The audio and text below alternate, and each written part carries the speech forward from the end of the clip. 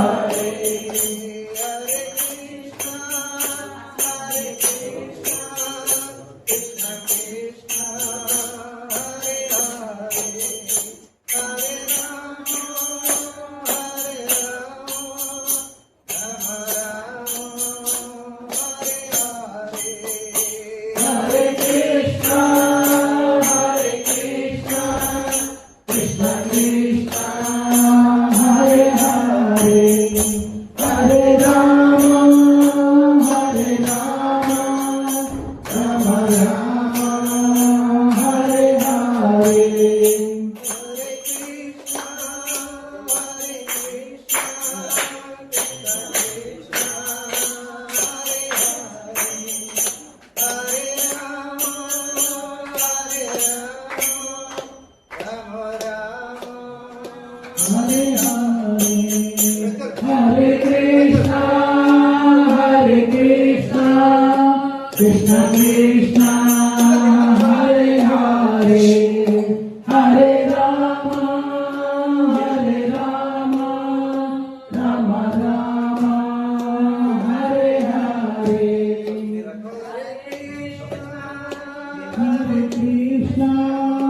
Krishna Krishna Hare Hare Hare Rama Hare Rama Rama Rama Hare Hare Hare Krishna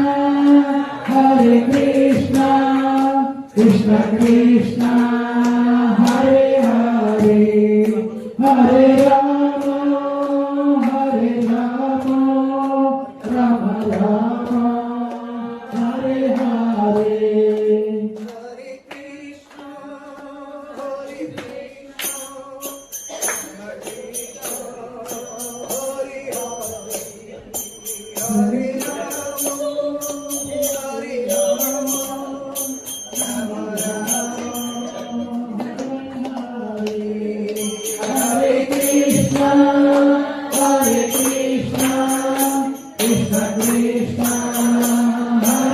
Hare Hare Rama Rama Rama Hare Hare.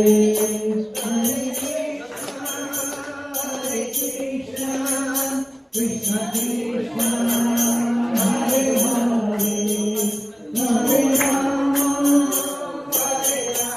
Krishna Hare Hare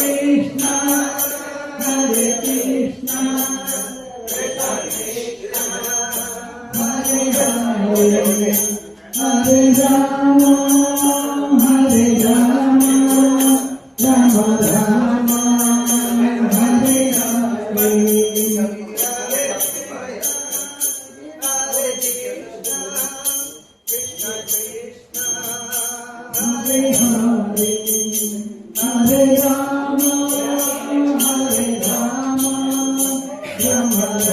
Rama Rama Hare Hare Hare Krishna Krishna Krishna Hare Hare Hare Rama Rama Rama Hare Hare Hare Krishna Krishna Krishna Hare Hare Hare Rama Rama Rama Hare Hare.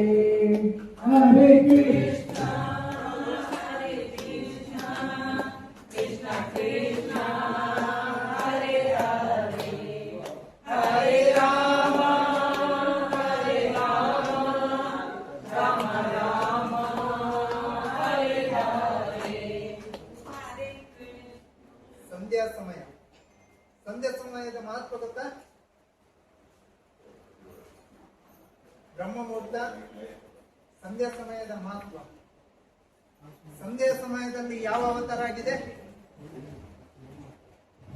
ಸಂಧ್ಯಾ ಸಮಯದಲ್ಲಿ ಭಗವಂತನ ಯಾವ ಅವತಾರವಾಗಿದೆ? यार ಹೇಳ್ತೀರಾ? संध्या समय में कौन सा भगवान अवतार किया था? नरसिंह भगवान. ये समय हम लोग अभी क्या करना? सीरियल देखना, क्रिकेट का चिंता करना, भौतिक जगत का ध्यान करना. ಭೌತಿಕ ಜಗತ್ತಿನ ಚಿಂತನೆ ಮಾಡುವಂತದ್ದು, ಧಾರಾವಾಹಿಗಳನ್ನ ನೋಡುವಂತದ್ದು, ಅದ್ರ ಬಗ್ಗೆ ಸಂಧ್ಯಾ ಸಮಯದಲ್ಲಿ ನಾವು ಇವತ್ತು ಚಿಂತನೆ ಮಾಡ್ತೀವಿ. ಈ ಸಂಧ್ಯಾ ಸಮಯದಲ್ಲಿ ಈ ಅವಕಾಶ, ಕಲಿಯುಗದಲ್ಲಿ 4 ಯುಗ ಧರ್ಮಗಳಿವೆ. 4 ಯುಗಗಳು ಯಾವ್ಯಾವು? ಸತ್ಯಯುಗ, ತ್ರೇತಾಯುಗ, ದ್ವಾಪರಯುಗ, ಕಲಿಯುಗ. ಈಗ ಒಂದು ಮನೆ ಇರುತ್ತೆ. ಈಗ ಇದೊಂದು ಮನೆಯಲ್ಲಿ ತಂದೆ, ತಾಯಿ, ಮಕ್ಕಳು, ಅಜ್ಜ, ಅಜ್ಜಿ. ತಂದೆದೇ ಆದ ಒಂದು ಸ್ಥಾನಮಾನ ಇದೆ, ಅವರದೇ ಆದ ಒಂದು ಧರ್ಮ ಇದೆ. ತಾಯಿದಾದ ಒಂದು ಸ್ಥಾನ ಇದೆ, ಅವರದೇ ಆದ ಒಂದು ಧರ್ಮ ಇದೆ. ಮಕ್ಕಳದೇ ಆದ ಒಂದು ಧರ್ಮ ಇದೆ, ಅವರದೇ ಆದ ಒಂದು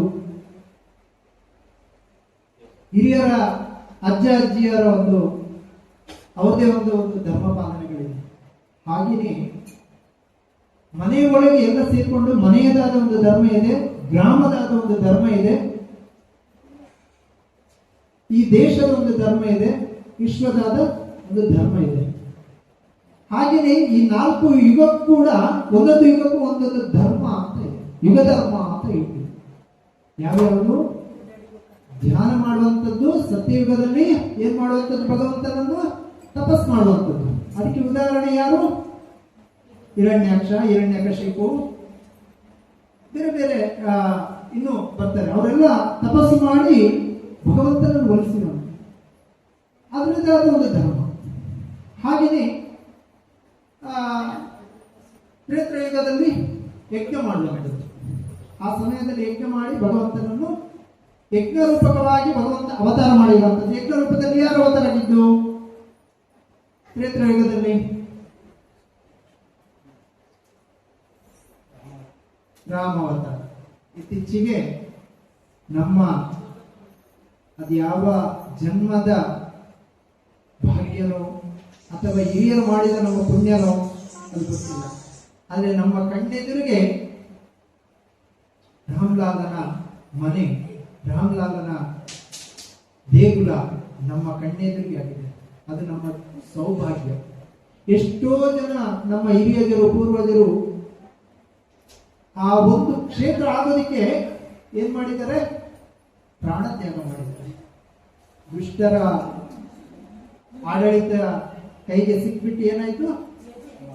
ಸಂಹಾರ ಆಗಬೇಕು. ನಮ್ಮ ಹಿರಿಯರು ಏನಾಯ್ತು? ರಕ್ತವನ್ನು ಕೊಟ್ಟರು, ಪ್ರಾಣವನ್ನು ಕೊಟ್ಟರು. ತ್ರೇತಾಯುಗದಲ್ಲಿ ಯಾವುದನ್ನು? ಯಜ್ಞ ಮಾಡುವಂಥದ್ದು. ಯಜ್ಞದ ಮೂಲಕ ದಶರಥನಿಗೆ ಶ್ರೀರಾಮಚಂದ್ರ ದೇವತೆಗಳ ಮೂಲಕ ಆ ಅಮೃತ ದೇವತೆ, ಅಶ್ವಿನಿ ದೇವತೆಗಳು ಬಂದು ಕೊಟ್ಟು ಅದನ್ನು ದಶರಥನಿಗೆ ಕೊಟ್ಟು, ದಶರಥ ಆ ಒಂದು ಚೊಂಬಿನಲ್ಲಿ ಬಿಂದಿಗೆಯಲ್ಲಿ ಬಂದಂತ ಅಮೃತವನ್ನು ಅರ್ಧ ಭಾಗವನ್ನು ಕೌಶಲ್ಯಗೆ, ಆ ಇನ್ನೂ ಅರ್ಧದಲ್ಲಿ ಅರ್ಧ ಮಾಡಿಬಿಟ್ಟು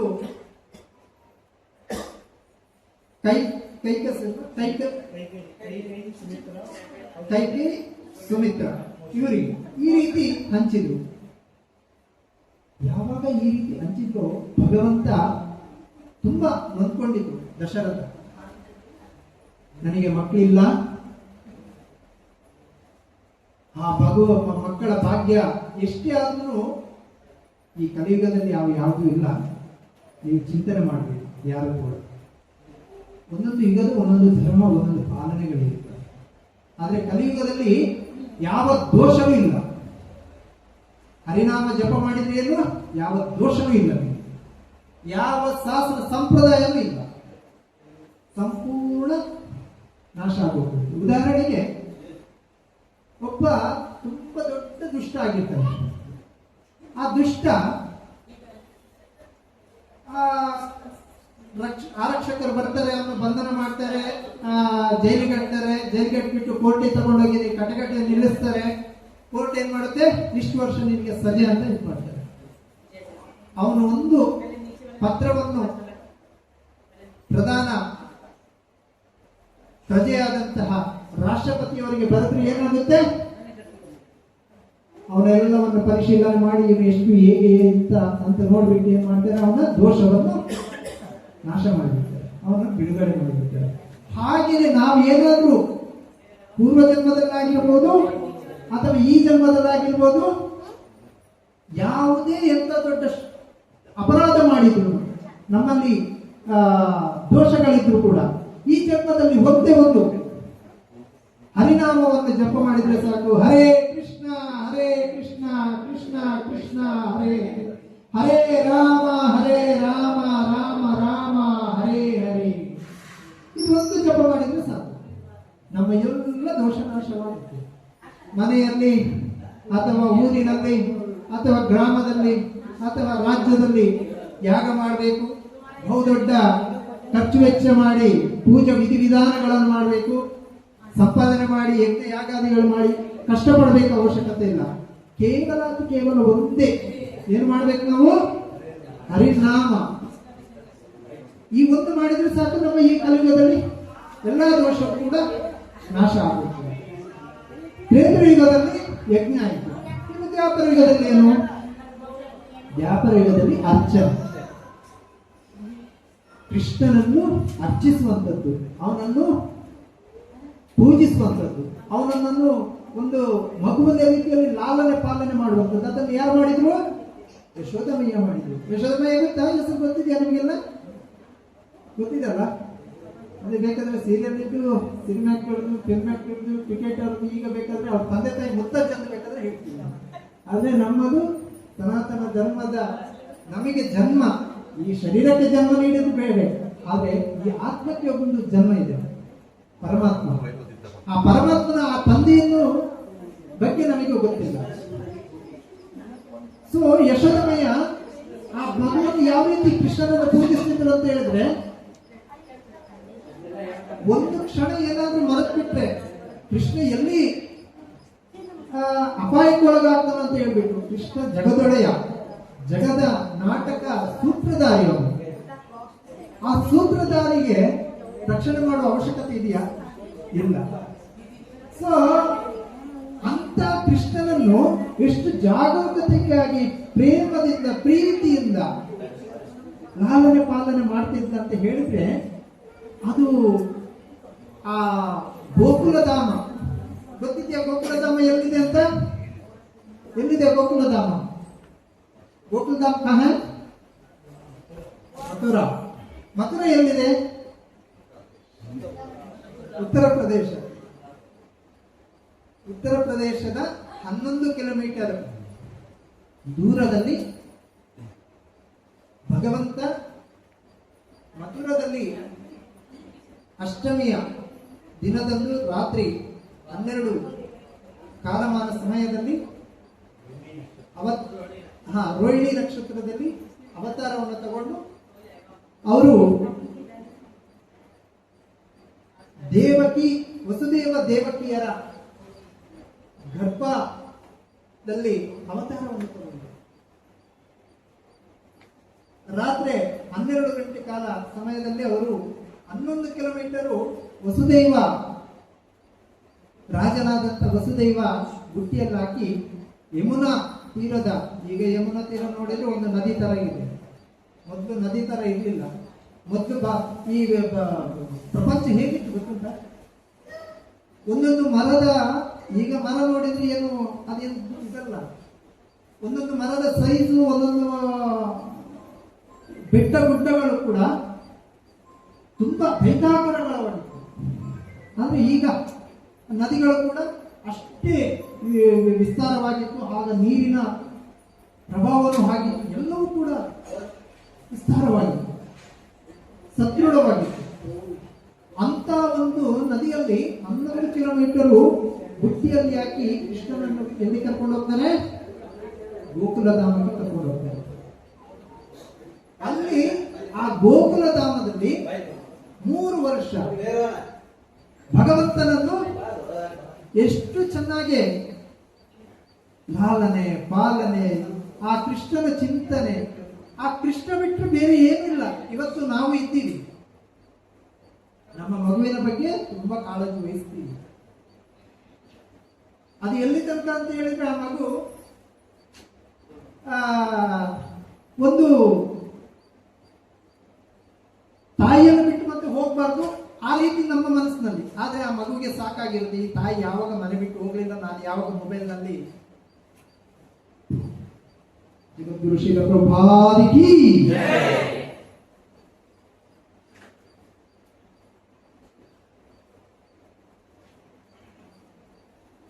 ಭಗವಂತ ತಾಯಿ ಯಾವಾಗ ತಂದೆ ತಾಯಿ ಮನೆಯಿಂದ ಹೊರಗೆ ಹೋಗ್ಲಿಲ್ಲ, ನಾನು ಯಾವಾಗ ಮೊಬೈಲ್ ಇಟ್ಕೊಂಡು ಅನವಶ್ಯಕವಾದ ವಿಚಾರಧಾರೆಯನ್ನು ತಿಳ್ಕೊಳ್ಳಿಲ್ಲ ಅಂತ ಕಾಯ್ತಿರುತ್ತೆ. ಆದ್ರೆ ತಂದೆ ತಾಯಿಗೆ ನನ್ನ ಮಗು ಯಾವಾಗ ನಾನು ದೂರ ಇದ್ರೆ ಮಗುವಿಗೆ ತಿನ್ಲಿಕ್ಕೆ ಏನು ಕಷ್ಟ ಆಗುತ್ತೋ, ಅಡಿಗೆ ಮಾಡ್ಕೊಳ್ತಾ, ಆದ್ರೆ ಮನಸ್ಸಿನಲ್ಲಿ ಮಗುವಿನ ಮನಸ್ಸಿನಲ್ಲಿ ಬೇರೆದೇ ಇರುತ್ತೆ. ಅದು ತಂದೆ ತಾಯಿ ಗೊತ್ತೇ ಆಗುತ್ತೆ. ಈ ಸ್ಥಿತಿಯಾಗಿದೆ. ಆದ್ರೆ ಯಶೋಧೆಮಯ್ಯ ಚಿಂತನೆ ಹಾಗೂ ಕೃಷ್ಣನ ಚಿಂತನೆ ಹಾಗಿರಲಿಲ್ಲ. ಯಶೋದೆಯ ಚಿಂತನೆಯಲ್ಲಿ ಹೇಗಿರ್ತಿದ್ಲೋ ಹಾಗೇನೆ ಕೃಷ್ಣನು ಕೂಡ ಇದ್ದ. ಕೃಷ್ಣನಿಗೆ ಹೊಟ್ಟೆ ಹಸಿವು ಆಗುತ್ತೆ ಅಂತ ಏನಾದ್ರೂ ಯಶೋದ ಮನಸ್ಸಿನಲ್ಲಿ ಬಂದ್ರೆ ನಿಜವಾಗಿಯೂ ಕೃಷ್ಣನಿಗೆ ಹೊಟ್ಟೆ ಹಸಿವಾಗಿರುತ್ತೆ. ಅವನು ಕಾರಣಾಂತರದಿಂದ ಗೋಪಿಕೆಯರ ಮನೆಯಲ್ಲಿ ಬೆಣ್ಣೆ ಕದ್ದು ತಿಂದು ಬಂದಿರ್ಬೋದು, ಆ ಕ್ಷಣದಲ್ಲಿ ಹೊಟ್ಟೆ ತುಂಬಾ ತಿಂದು ಬಂದಿರ್ತಾರೆ.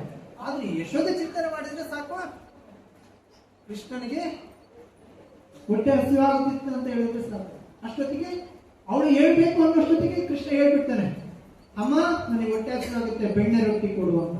ಇವತ್ತಿಗೂ ಗೋಕುಲ ಧಾಮದಲ್ಲಿ ಬೆಣ್ಣೆ ರೊಟ್ಟಿ ಅಂತ ಹೇಳಿದ್ರೆ ತುಂಬಾ ರುಚಿಯಾಗಿರುತ್ತೆ.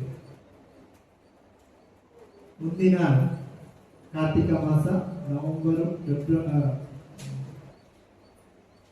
ಸೆಪ್ಟೆಂಬರ್ ನವೆಂಬರ್ ತಿಂಗಳಿನಲ್ಲಿ ಯಾತ್ರೆ ಮಾಡ್ತಿದ್ದೀವಿ. ಎಲ್ಲರೂ ಬರಬೇಕು, ಎಲ್ಲರೂ ಒಟ್ಟಿಗೆ ಹೋಗಿ ಆ ಕೃಷ್ಣನ ಅವತಾರ ಮಾಡಿರುವಂತಹ ಲೀಲೆ, ಆ ಭಗವಂತ ಲೀಲೆ ಮಾಡಿರುವಂತಹ ಸ್ಥಳ ಇವತ್ತಿಗೂ ಕೂಡ ಇದೆ.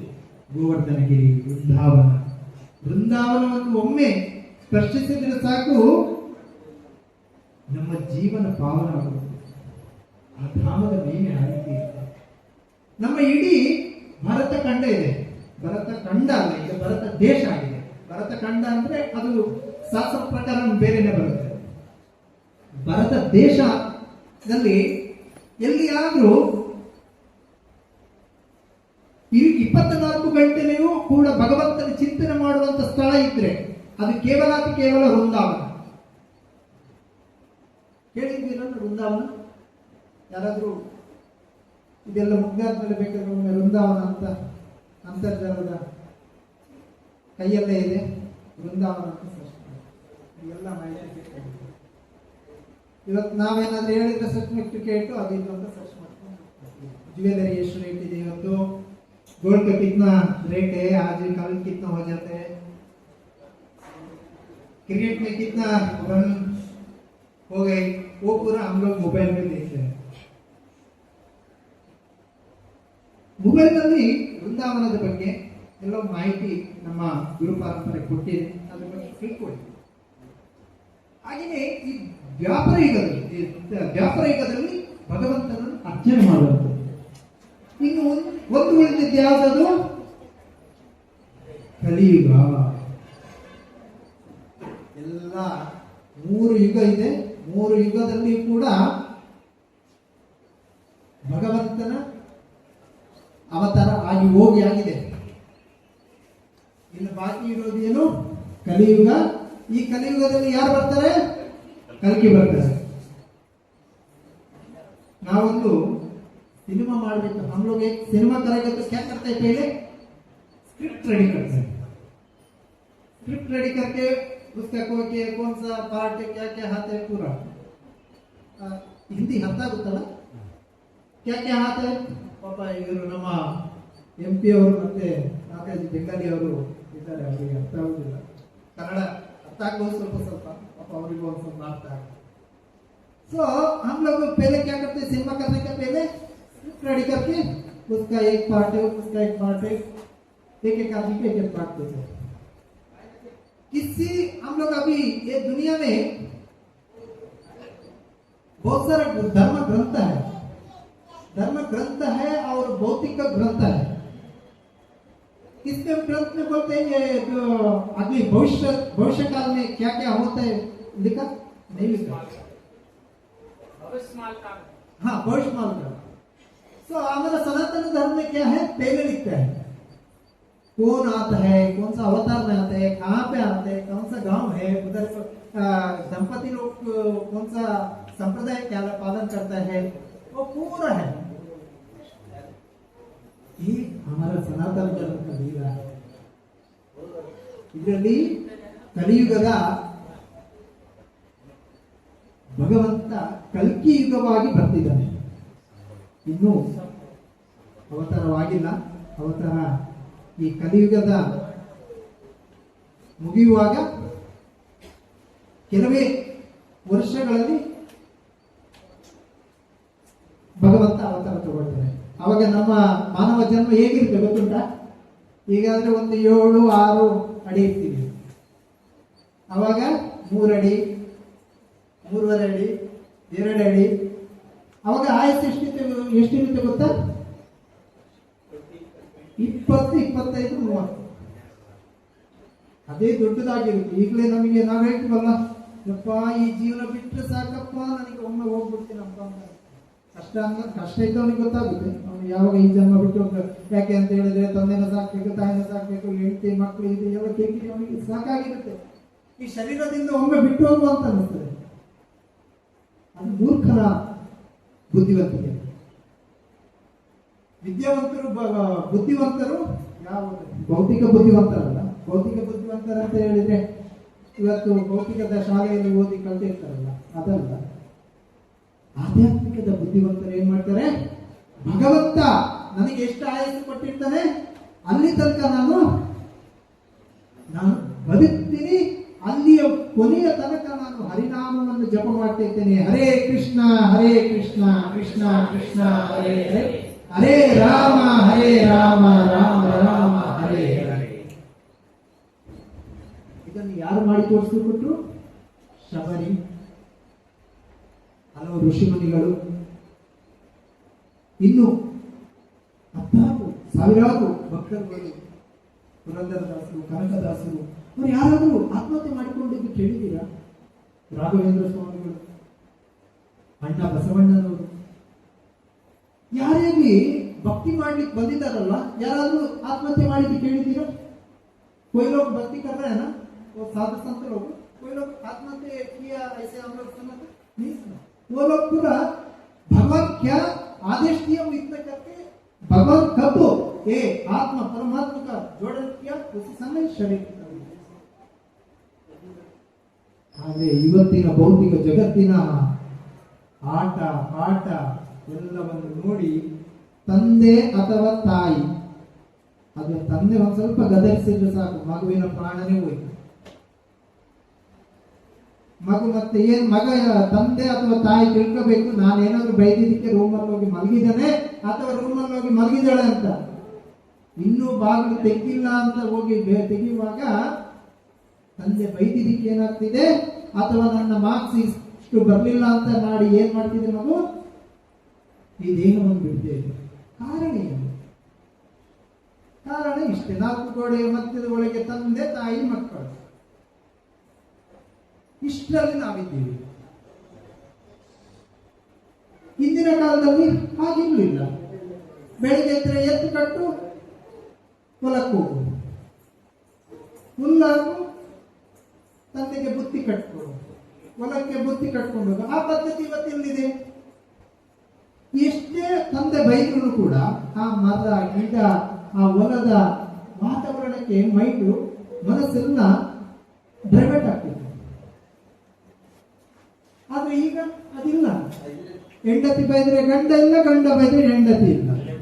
ಆಯ್ತು ಕತೆ ಅಲ್ಲಿ ಬಂದ್ಬಿಟ್ಟು ನ್ಯಾಯಾಲಯಕ್ಕೆ ಒಬ್ಬ ಆ ಕಡೆಯಿಂದ ವಕೀಲ ಬಂದು ಈ ಕಡೆಯಿಂದ ವಕೀಲ ಬಂದ, ಅವನು ನಿಮ್ಮಿಬ್ಬರ ಸಂಪತ್ತನ್ನು ಲೂಟಿ ಮಾಡ ಅವನು ಹೋದ. ಹಾಗಾಗಿ ಈ ಕಲಿಯುಗದ ಧರ್ಮದಲ್ಲಿ ಏನ್ ಮಾಡ್ಬೇಕು, ಈಗ ನಾವು ಹರಿನಾಮ ಜಪವನ್ನು ಮಾಡಬೇಕು. ಹಾಗಾಗಿ ತುಂಬಾ ಸಂತೋಷವಾಗಿ, ಇದು ಯಾವ ಜನ್ಮದ ಫಲನ ನಮಗೆ ಗೊತ್ತಿಲ್ಲ, ಆ ಭಗವಂತನಿಗೆ ಗೊತ್ತು. ಅಥವಾ ನಾವು ಜನ್ಮ ಪಡೆಯುವುದಕ್ಕಿಂತ ಮುಂಚೆ ತಾಯಿಯ ಗರ್ಭದಲ್ಲಿರುವಾಗ, ಆ ತಾಯಿಯ ಗರ್ಭದಲ್ಲಿ ಇದ್ದಾಗ ನಾವು ನೋವು ಪಡ್ತಿರ್ತೀವಿ. ಮಲಮೂತ್ರದ ಆ ರಕ್ತ ವ್ಯಸನದಲ್ಲಿ ನಾವು ಒಳಗಿರ್ತೀವಿ. ಆ ವೇದನೆಯಲ್ಲಿ ಇದ್ದಾಗ ನಾವು ಭಗವಂತನನ್ನು ಸ್ಮರಿಸಿರ್ಬೋದು. ಕೃಷ್ಣ, ದಯವಿಟ್ಟು ನನ್ನನ್ನು ಆದಷ್ಟು ಈ ಗರ್ಭದಿಂದ ಪಾರು ಮಾಡಪ್ಪ. ನಿನ್ನನ್ನು ಕ್ಷಣದಲ್ಲಿ ನಿನ್ನನ್ನು ಸ್ಮರಿಸ್ತಾ ಇರ್ತೀನಿ. ದಯವಿಟ್ಟು ನನಗೆ ಒಂದು ಅವಕಾಶ ಕೊಡುವಂತ ನಾನು ಅವನಿಗೆ ಪ್ರತಿಜ್ಞೆ ಮಾಡಿ ಬಂದಿರ್ತೀನಿ. ಆದ್ರೆ ಇಲ್ಲಿ ಹೊರಗೆ ಬಂದ ಮೇಲೆ ನಮ್ದೇನು ಕೋತಿ ಬುದ್ಧಿ, ಅದೇ ನಾಯಿ ಬಾಲ ಗುಂಪು. ಹಾಗಾಗಿ ನಾವು ಈ ಕಲಿಯುಗದಲ್ಲಿ ತುಂಬಾ ಸಂತೋಷವಾಗಿ ಪ್ರೇಮ, ಪ್ರೀತಿಯ, ಭಕ್ತಿಯಲ್ಲಿ ನಾವು ಭಗವಂತನನ್ನು ಸ್ಮರಿಸ್ತಾ ಇರಬೇಕು. ಹಾಗಾಗಿ ತುಂಬಾ ಚೆನ್ನಾಗಿ ಎಷ್ಟು ಯಾವ ಸುಖನೋ ಯಾವ ಕಷ್ಟನೂ ನಮಗೆ ಗೊತ್ತಿಲ್ಲ, ಅದು ಈ ಅವಕಾಶ ಒಂದು ಸಿಕ್ಕಿದೆ. ಉದಾಹರಣೆಗೆ ನಾವು ಅನ್ಕೊಂಡಿರ್ತೀವಿ ಒಂದು ಗುಲಾಬ್ ಜಾಮೂನ್ ತಿನ್ಬೇಕು, ಆ ರುಚಿ ನೋಡ್ಬೇಕು ಅಂತ ಅಂದಿರ್ತೀವಿ. ಸಿಕ್ಬಿಡುತ್ತೆ. ಅವಾಗ ಏನ್ ಮಾಡ್ತೀವಿ ನಾವು? ಅವ್ರಿಗೂ ನೋಡೋದಿಲ್ಲ, ಫಸ್ಟ್ ಬಾಯಿಗೆ ಹಾಕೊಂಡ್ಬಿಡ್ತೀವಿ. ಹೌದಲ್ವಾ? ಯಾರಾದ್ರೂ ಒಂದು 10 ಜನ ಇದ್ದಾಗ ಒಂದ್ ಸ್ವಲ್ಪ ಸ್ಟೈಲ್ ಅಲ್ಲಿ ಅಂತೇಳಿ ಸ್ವಲ್ಪ ಸ್ಪೂನ್ ಅಲ್ಲಿ ಹಾಗೆ ಆಕ್ಟಿಂಗ್ ಮಾಡ್ತೀವಿ. ಅದೇ ಒಬ್ಬರಿದ್ದಾಗ ಏನ್ ಮಾಡ್ತೀವಿ? ಗುರುಮಂತ್ರ ಬಾಯಿಗೆ ಹಾಕೊಂಡ್ಬಿಡ್ತೀವಿ. ಈ ರೀತಿ ಹರಿನಾಮವನ್ನು ಕೂಡ ಹೇಗ್ ಮಾಡ್ಬೇಕು ನಾವು? ಒಬ್ಬರಿದ್ದಾಗ ಹೇಗೆ ಗುಲಾಬ್ ಜಾಮೂನ್ ತಿಂತೀವೋ ಹಾಗೇನೆ ಹರಿನಾಮವನ್ನು ಕೂಡ ಜಪಿಸುವಂತದ್ದು ಆಗ್ಬೇಕು. ಇವತ್ತು ನಮ್ಮ ಶ್ರೀಮಾನ್ ರಾಜ್ಕುಮಾರ್ ಪತ್ತಾರ್ ಅವರು ನಮ್ಮ ಶ್ರೀಶೈಲ ಪ್ರಭು ಹಾಗೂ ವಿರೂಪಾಕ್ಷ ಪ್ರಭು ತುಕಾರಾಮ್ ಪ್ರಭು ಅವರ ಕಡೆಯಿಂದ ಹರಿನಾಮ ಕೀರ್ತನೆ ಮಾಡಿಸಿದ್ದಾರೆ. ಆ ಒಂದು ಭಾಗ್ಯ ಯಾರಿಗೂ ಸಿಗೋದಿಲ್ಲ. ಅದೇ ಒಂದು ವೇಳೆ ಇದನ್ನೇ ಬೇರೆ ಭೌತಿಕವಾಗಿ ಚಿಂತನೆ ಮಾಡಿ, ಇವತ್ತು ನಮ್ಮ ಮನೆಯಲ್ಲಿ ಪಾರ್ಟಿ ಇದೆಯಪ್ಪ, ಪಾರ್ಟಿ ಇದೆ ಅಂತ ಹೇಳಿದಾಗ ಏನ್ ಮಾಡ್ತಾರೆ? ಅದು ಎಷ್ಟೇ ಬಿಸಿ ಇದ್ರು ಕೂಡ ಆ ಸೈಡ್ಗೆ ಬಿಟ್ಬಿಟ್ಟು ಪತ್ತರ ಮನೆಯಲ್ಲಿ ಇವತ್ತು ಪಾರ್ಟಿ ಇದೆ, ಹೋಗಿ ಬರೋಣಪ್ಪ, ಎಂಜಾಯ್ ಮಾಡ್ಕೊಂಡು ಬರೋಣ, ಅಲ್ಲಿ ಆ ಯಾಕ್ಟರ್ ಬರ್ತಾರೆ, ಇವ್ರು ಬರ್ತಾರೆ, ರಾಜಕಾರಣಿಗಳು ಬರ್ತಾರೆ ಅಂತ ಬಂದಿರ್ತೀವಿ. ಯಾಕೆ? ಈ ಭೌತಿಕದ 6 ಜನ ಇದ್ದಾರೆ ನಮ್ಮೊಳಗೆ. ಯಾರ್ಯಾರು ನಮ್ಮೊಳಗೆ? 6 ಜನ ಯಾರಿದ್ದಾರೆ? ಕಾಮ, ಕ್ರೋಧ, ಲೋಭ, ಮದ, ಮೋಹ, ಮಾತ್ಸರ್ಯ. ನಾವಿವತ್ತು ರಾಮದಾಸರಾಗಬೇಕಾಗಿತ್ತು, ಈ 6 ಜನರ ದಾಸರಾಗಿದ್ದೀವಿ ನಾವು. ಈ 6 ಜನರಿಂದ ದಾಸ ಆಗುವುದಕ್ಕಿಂತ ರಾಮದಾಸ ಆಗುವುದು ಒಳ್ಳೆಯದು, ಅಥವಾ ಭೌತಿಕದ ಈ ಷಡ್ವರ್ಗದ ದಾಸರಾಗುವುದು ಒಳ್ಳೆಯದು? ಷಡ್ವರ್ಗದ ದಾಸರಾದ್ರೆ ನಮಗೆ ಏನ್ ಸಿಗುತ್ತೆ? ಜನ್ಮ ಮೃತ್ಯು ಜರಾ ವ್ಯಾಧಿ, ಜನ್ಮ ಚಕ್ರದಲ್ಲಿ ಮತ್ತೆ ಮತ್ತೆ ಸುತ್ತಾ ಇರ್ತೀವಿ. ಹೇಗೆ ವಿದ್ಯೆ ಇಲ್ಲದ ಒಬ್ಬ ಈ ಸ್ತ್ರೀಯರಿಗೆ ಅದು ಒಂದು ಸ್ವಲ್ಪ ಈಗಿನ ದಿನದಲ್ಲಿ ಬಿಟ್ಬಿಡಿ, ಅದು ಬೇರೆ ವಿಚಾರ. ಒಂದು ಕಾಲದಲ್ಲಿ ಪುರುಷನಿಗೆ ವಿದ್ಯೆ ಇಲ್ಲದ ದುಡಿಮೆ ಯಾವ ರೀತಿ ಇರುತ್ತೆ ಗೊತ್ತುಂಟ? ಬೀದಿ ನಾಯಿ ತರ ಇರುತ್ತೆ. ವಿದ್ಯೆ ಇದ್ದ ದುಡಿಮೆ, ಪುರುಷನ ದುಡಿಮೆ ಮನೆಯಲ್ಲಿ ಸಾಕಿದ ನಾಯಿ ತರ ಇರುತ್ತೆ. ಯಾಕೆಂದ್ರೆ ಮನೆಯಲ್ಲಿ ಸಾಕಿದ ನಾಯಿಗೆ ಟೈಮ್ ಏನ್ ಸಿಗುತ್ತೆ? ಆಹಾರ ಸಿಗುತ್ತೆ. ಬೀದಿಯಲ್ಲಿ ನಾಯಿಯ ಜೀವನ ಹೇಗಿರುತ್ತೆ? ಈಗ ಬೆಳಗ್ಗೆ ತಿಂತು, ಇನ್ನೊಂದ್ ಕಡೆ ಮಲಗಿತ್ತು, ಮತ್ತೆ ಪುನಃ ಆಹಾರಕ್ಕೆ ಸುತ್ತಾಟ. ಹಾಗಾಗಿ ನಮ್ಮ ಜೀವನ ವಿದ್ಯೆ ಇಲ್ಲದ ಜೀವನ ಆಗಬಾರ್ದು. ನಮ್ಮ ಜೀವನ ಹೇಗಾಗಿರ್ಬೇಕು? ಆಧ್ಯಾತ್ಮಿಕ ಶಾಸ್ತ್ರ ಸಂಪ್ರದಾಯ ಗುರುಗಳು ಏನ್ ಹೇಳಿರ್ತಾರೋ ಆ ರೀತಿಯ ನಮ್ಮ ಜೀವನ ಆಗಿರ್ಬೇಕು. ಹಾಗಾಗಿ ತುಂಬಾ ಚೆನ್ನಾಗಿ ಭಗವಂತ ಕೊಟ್ಟಿರುವ ಅವಕಾಶವನ್ನು ಈಗ ಚೆನ್ನಾಗಿ ಒಂದು 1/4 ಗಂಟೆ ಆನಂದವಾಗಿ ಕೀರ್ತನೆ ಮಾಡೋಣ. ಎಲ್ಲರ ಮೊಬೈಲ್ ಕೂಡ ವಿಮಾನದ ಮೂಡಿನಲ್ಲಾಕಿ ಹರಿನಾಮದ ಮೂಡಿಗೆ ಬನ್ನಿ. ನಮಗೆ 2 ಕೈ ಯಾಕೆ ಕೊಟ್ಟಿದ್ದಾನೆ ಭಗವಂತ? ಇನ್ನೊಬ್ಬರಿಗೆ ಹೊಡೆಯೋದಿಕ್ಕೆ, ಇನ್ನೊಬ್ಬರಿಗೆ ಕಾಟಾಪಾಯಿ ಅನ್ನಲಿಕ್ಕೆ, ಇನ್ನೊಬ್ಬರಿಂದ ಕಿತ್ಕೊಳ್ಳಿಕ್ಕೆ, ಇನ್ನೊಬ್ಬರಿಗೆ ಚೂರು ಕೊಡ್ಲಿಕ್ಕೆ. ಹೌದಲ್ವಾ? ಸೊ ಹಾಗೆ ಆಗುವುದು ಬೇಡ. ಭಗವಂತ ನಮಗೆ ಕೈ ಕೊಟ್ಟಿರುವುದು ಯಾಕೆ? ಭಗವಂತನ ನಾಮ ಜಪವನ್ನು ಸ್ಮರಿಸುವುದಕ್ಕೆ, ಅವನನ್ನು ಆನಂದವಾಗಿ ಬರಮಾಡಿಕೊಳ್ಳುವುದಕ್ಕೆ. ಹಾಗಾಗಿ ಈ ಸಂಧ್ಯಾ ಕಾಲದಲ್ಲಿ ನಾವು ಏನ್ ಮಾಡಬೇಕು? ಆ ಪ್ರಹ್ಲಾದ ಮಹಾರಾಜರು ಭಗವಂತನನ್ನು ಸಂಧ್ಯಾ ಕಾಲದಲ್ಲಿ ಎಷ್ಟು ಸುಂದರವಾಗಿ, ಆ ಪ್ರಹ್ಲಾದ ಮಹಾರಾಜರು ಅನ್ನೋದಕ್ಕಿಂತಲೂ ಆ ಹಿರಣ್ಯಕಶಿಪುವಿನ ಭಾಗ್ಯ, ಅವನ ವರ ಎಷ್ಟು ಚೆನ್ನಾಗಿದೆ ನೋಡಿ. ಭಗವಂತ ನಿನ್ನ ಈ ರೂಪ ನಾನು ಕಾಣ್ಬೇಕಪ್ಪ, ನೀನು ಬೇರೆ ಬೇರೆ ರೂಪವನ್ನು ಕಂಡಿದ್ದೀನಿ ಎಂದು, ಆದ್ರೆ ನೀನು ಒಮ್ಮೆ ಪ್ರಾಣಿಯೂ ಅಲ್ಲ, ನರ ಜನ್ಮನೂ ಅಲ್ಲ, ಹಗಲತ್ತೂ ಅಲ್ಲ, ರಾತ್ರಿಯೂ ಅಲ್ಲ, ಈ ರೂಪದಲ್ಲಿ ನೋಡ್ಬೇಕಪ್ಪ. ಉದಾಹರಣೆಗೆ ಈ ಆರ್ಕೆಸ್ಟ್ರಾ ಎಲ್ಲ ಮಾಡ್ತೀವಿ. ಆರ್ಕೆಸ್ಟ್ರಾ ಮಾಡುವಾಗ ಅದರಲ್ಲಿ ಯಾರೋ ಒಬ್ಬ ಆಕ್ಟರ್ ಬರ್ತಾನೆ. ಅವನು ಮಾಮೂಲಿ ಬಂದಾಗ ನೋಡ್ತಾ ಇದ್ದೀವಿ, ಪ್ಯಾಂಟ್ ಶರ್ಟ್ ಹಾಕೊಂಡು ಬರ್ತಾನೆ. ಅದೇ ಆರ್ಕೆಸ್ಟ್ರಾದಲ್ಲಿ ಒಂದು ಸ್ವಲ್ಪ ಲೈಟ್ ಜೂಮ್ ಆಗಿ ಬರ್ತಾನೆ. ಯಾವಾಗ ಲೈಟಿಕ್ಸ್ ಫೋಕಸ್ ಎಲ್ಲ ಕೊಟ್ಟಾಗ ಹೇಗೆ ಕಾಣ್ತಾನೆ ಅವನು? ಸಕ್ಕನ ಕಾಣ್ತಾನಲ್ವ? ಆ ಇದರಲ್ಲಿ LED ನೋಡಿದಾಗ ಅವನು ನೋಡುವಾಗ ಅದೇ ರೀತಿ ನಮ್ಮದ ಭೌತಿಕ ಸ್ವಭಾವ ಆಗಿರುತ್ತೆ. ನನ್ನ ಸುದೀಪನನ್ನು ಹೀಗೆ ಕಾಣಬೇಕು, ನನ್ನ ದರ್ಶನನ್ನು ಹೀಗೆ ಕಾಣಬೇಕು, ನನ್ನ ಸಿದ್ದರಾಮಯ್ಯನನ್ನು ಹಾಗೆ ಕಾಣಬೇಕು ಅಂತ ನಾವು ಇದು ಮಾಡ್ತೀವಿ. ಆದ್ರೆ ಹಿರಣ್ಯಕಶಿಪುವಿನ ಅವನು ನಾವಿವತ್ತು ಬೈತೀವಿ ಹಿರಣ್ಯಕಶಿಪುವನ್ನು. ಅವನ ಭಾಗ್ಯ, ಅವನ ಒಂದು ಕೋರಿಕೆ ಭಗವಂತಂದು. ಭಗವಂತ ನೀನು ಸಿಂಹರೂಢನಾಗಿ ನರ ರೂಪನಾಗಿ ನಿನ್ನನ್ನು ನೋಡ್ಬೇಕಪ್ಪ, ದಯವಿಟ್ಟು ನನಗೆ ದರ್ಶನ ನೀಡು ಅಂತ ಹೇಳ್ತಾರೆ. ಅದು ಕೋರಿಕೆ ಆಗಿದೆ. ಇದು ಮಧ್ವಾಚಾರ್ಯರ ಸಂಪ್ರದಾಯದಲ್ಲಿ, ಉಡುಪಿ ಮಧ್ವಾಚಾರ್ಯ ಸಂಪ್ರದಾಯ ಕೇಳಿದ್ದೀರಾ? ಮಧ್ವಾಚಾರ್ಯರು ಕೇಳಿದ್ದೀರಾ? ಮಧ್ವಾಚಾರ್ಯರ ಸಂಪ್ರದಾಯದಲ್ಲಿ ಬರುವಂತ ಆಚಾರ್ಯರು ಒಬ್ಬರಿದ್ದಾರೆ. ಅವರ ಆಚಾರ್ಯರ ಹೆಸರು ಮರ್ತೋಗಿದೆ. ಅವರು ಈ ಪಾಯಿಂಟ್ ಅಲ್ಲಿ ಹೇಳ್ತಾರೆ, ನಾವಿವತ್ತು ಒಂದೊಂದು ದೇವರು ಅವತಾರ ತಗೊಂಡು ಬಂದಿರೋದು ಈ ದುಷ್ಟನನ್ನು ಸಂಹಾರ ಮಾಡೋದಕ್ಕೆ ಅಂತ ನಾವು ಅನ್ಕೊಂಡಿರ್ತೀವಿ. ಅಲ್ಲ, ದುಷ್ಟನನ್ನು ಸಂಹಾರ ಮಾಡಲಿಕ್ಕೆ ಹೌದು, ಆದ್ರೆ ಅದರಲ್ಲಿ ಅವನ ಮೂಡ್ ಬೇರೆ ಇರುತ್ತೆ, ಅವನ ಚಿಂತನೆ ಬೇರೆ ಇರುತ್ತೆ. ಉದಾಹರಣೆಗೆ ನಮ್ಮಲ್ಲಿ 1 ಲಕ್ಷ ಇದೆ ಅಂದ್ಕೊಳ್ಳಿ. 1 ಲಕ್ಷ ಹಣ ಇದೆ, ಅದನ್ನು 2 ಪಟ್ಟು ಮಾಡಬೇಕು. ಏನ್ ಮಾಡಬೇಕು? ಒಂದು ಕಡೆ ಹಾಕಬೇಕು. ಹಾಕಿದಾಗ ಏನಾಗುತ್ತೆ? 2 ಪಟ್ಟು ಜಾಸ್ತಿ ಆಗುತ್ತೆ. ನಮ್ಮ ಭೌತಿಕ ಸ್ವಭಾವ ಹೀಗೆ ಇರುತ್ತೆ. ಆಧ್ಯಾತ್ಮಿಕ ಜಗತ್ತಲ್ಲಿ ಬಂದವರ ಚಿಂತನೆ ಹೇಗಿರುತ್ತೆ? ಭಗವಂತನನ್ನು ನಾನು ಹೀಗೆ ಕಾಣಬೇಕು ಅನ್ನೋ ಚಿಂತನೆ ಇರುತ್ತೆ. ಅದನ್ನೇ ನೀವು ಇನ್ನೂ ಒಂದು ಸ್ವಲ್ಪ ಮುಂದೆ ಹೋದಾಗ ಧ್ರುವ ಮಹಾರಾಜ ಕೇಳಿದ್ರು. ಧ್ರುವ ಮಹಾರಾಜರು ಹೇಗಿದ್ರು? ಧ್ರುವ ಮಹಾರಾಜರು ಚಿಕ್ಕ ಬಾಲಕನಾಗಿ ಪುಟ್ಟ ಹೆಜ್ಜೆ ಇಟ್ಕೊಂಡು ಆ ತಂದೆಯ ಬಳಿ ಹೋಗಿ ರಾಜನ ಆಸ್ಥಾನದಲ್ಲಿ, ರಾಜ ಪೀಠದಲ್ಲಿ ಕೂತಿರ್ತಾನೆ. ಧ್ರುವ महाराज है ना, वो राज का सिंहासन में बैठते हैं. ध्रुव महाराज का बापा, ये उसका एक भैया है, उसका नाम भूल गया था. तो ये मेरा भैया भी बैठ गया मेरे बाप के ऊपर, मैं भी बैठेंगे ऐसे सोच के जाने के समय क्या होता है? उसका ग्रुप चला गया. उसका दूसरा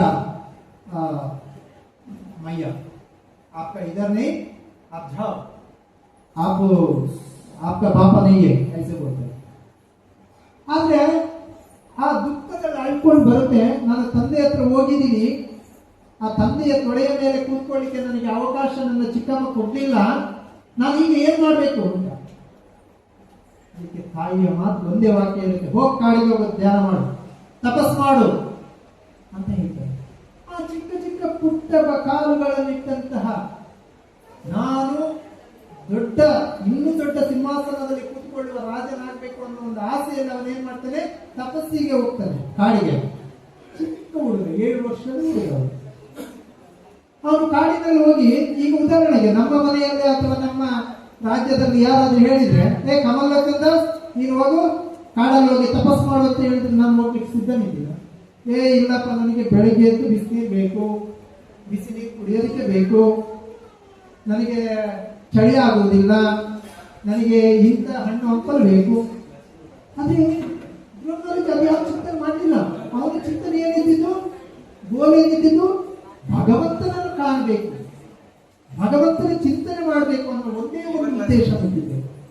ಹಾಗಾಗಿ ಧ್ರುವ ಮಹಾರಾಜರು ಹೋಗಿದ್ದು ಎಲ್ಲಿಗೆ? ಕಾಡಿಗೆ ಹೋಗಿ ತಪಸ್ಸು ಮಾಡಿದ್ರು. ಹೇಗೆ ತಪಸ್ಸು ಮಾಡಿದ್ರು? 2 ತಿಂಗಳು ಹಣ್ಣು ಹಂಪಲು ತಿಂದ್ರು, 2 ತಿಂಗಳು ನೀರು, ಎಲೆ, ಗಿಡದ ಚಿಗುರು ಎಲೆಗಳನ್ನ ತಿಂದ್ರು, 2 ತಿಂಗಳು ನೀರನ್ನು ಕುಡಿದು ಬದುಕಿದ್ರು, ಇನ್ನು 2 ತಿಂಗಳು ಗಾಳಿಯನ್ನು ಸ್ವೀಕರಿಸಿ ಬದುಕಿದ್ರು, ಇನ್ನು 2 ತಿಂಗಳು ಫುಲ್ ಸಂಪೂರ್ಣವಾಗಿ ನವರಂಧ್ರವನ್ನು ಕೂಡ ಬಂದ್ ಮಾಡಿ ಅವ್ರು ಏನ್ ಮಾಡಿದ್ರು? ಸಂಪೂರ್ಣ ಭಗವಂತನ ಚಿಂತನೆಯಲ್ಲಿ ತೊಡಗಿದ್ರು. ಇವತ್ತು ನಮಗೇನು ಈ ಸಸ್ಯಗಳು ಯಾವುದು ತಿನ್ನಬಾರ್ದು ಯಾವುದು ತಿನ್ಬೇಕು ಅನ್ನುವಂಥದ್ದು ಎಲ್ಲಿಂದ ಬಂತು? ನಮಗೆ ಧ್ರುವ ಮಹಾರಾಜರಿಂದ ಬಂತು. ಪ್ರತಿಯೊಂದು ಸಸ್ಯದ ಏನೇನು ಯಾವ್ಯಾವುದಕ್ಕೆ ಬರುತ್ತೆ ಅನ್ನುವಂಥದ್ದು 2 ತಿಂಗಳು ಅವರು ಕೇವಲ ಭಗವಂತನನ್ನು ಇದು ಮಾಡ್ಲಿಕ್ಕೆ ಹೋಗಿದ್ದಲ್ಲ, ಅದರಿಂದ ನಮಗೆ ತಿಳಿದುಕೊಳ್ಳುವಂತಹ ಮುಂದಿನ ಪೀಳಿಗೆಗೆ ಒಂದು ಮಾರ್ಗದರ್ಶನವಾಗಲಿ ಅಂತ ಆ ಒಂದು ಚಿಂತನೆಯಲ್ಲಿ ಅವರ ಕಡೆಯಿಂದ ನಮಗೆ ಬಂದಿದೆ. ಆಯುರ್ವೇದ ಶಾಸ್ತ್ರದಲ್ಲಿ ಇದೆಲ್ಲ ಬರುತ್ತೆ. ನಮ್ಮಲ್ಲಿ ಸಮಾಜಶಾಸ್ತ್ರ, ಆಯುರ್ವೇದ ಶಾಸ್ತ್ರ, ಷೋಡಶ ಸಂಸ್ಕಾರ ಶಾಸ್ತ್ರ, ಇನ್ನು 10 ಹಲವಾರು ಶಾಸ್ತ್ರಗಳಿದೆ, ಪುರಾಣಗಳಿದೆ. ಎಷ್ಟು ಪುರಾಣಗಳಿದೆ ನಮ್ಮಲ್ಲಿ? 18 ಪುರಾಣ. ಈ 18 ಪುರಾಣ ಕೂಡ ಒಂದೊಂದು ನಮಗೆ ಜೀವನದ ಪಾಠವನ್ನು ಹೇಳಿಕೊಡುತ್ತೆ. ಇವತ್ತೇನಾದ್ರೂ ನಾವು ಆ ಪುರಾಣದ ಬಗ್ಗೆ ಹೇಳಿದ್ರೆ, ಆ ಪುರಾಣ ನಮಗಲ್ಲ, ಆ ಪುರಾಣ ಕೇವಲ ವಯಸ್ಸಾದವರಿಗೆ. ಅಲ್ಲಿ ಇವತ್ತು ವಯಸ್ಸಾದವರು ಇಲ್ಲಿದ್ದಾರೆ, ವಯಸ್ಸಾದವರು ಸೋಫಾದಲ್ಲಿ ಕೂತ್ಕೊಂಡು ರಿಮೋಟ್ ಕೂತಿರ್ತಾರೆ.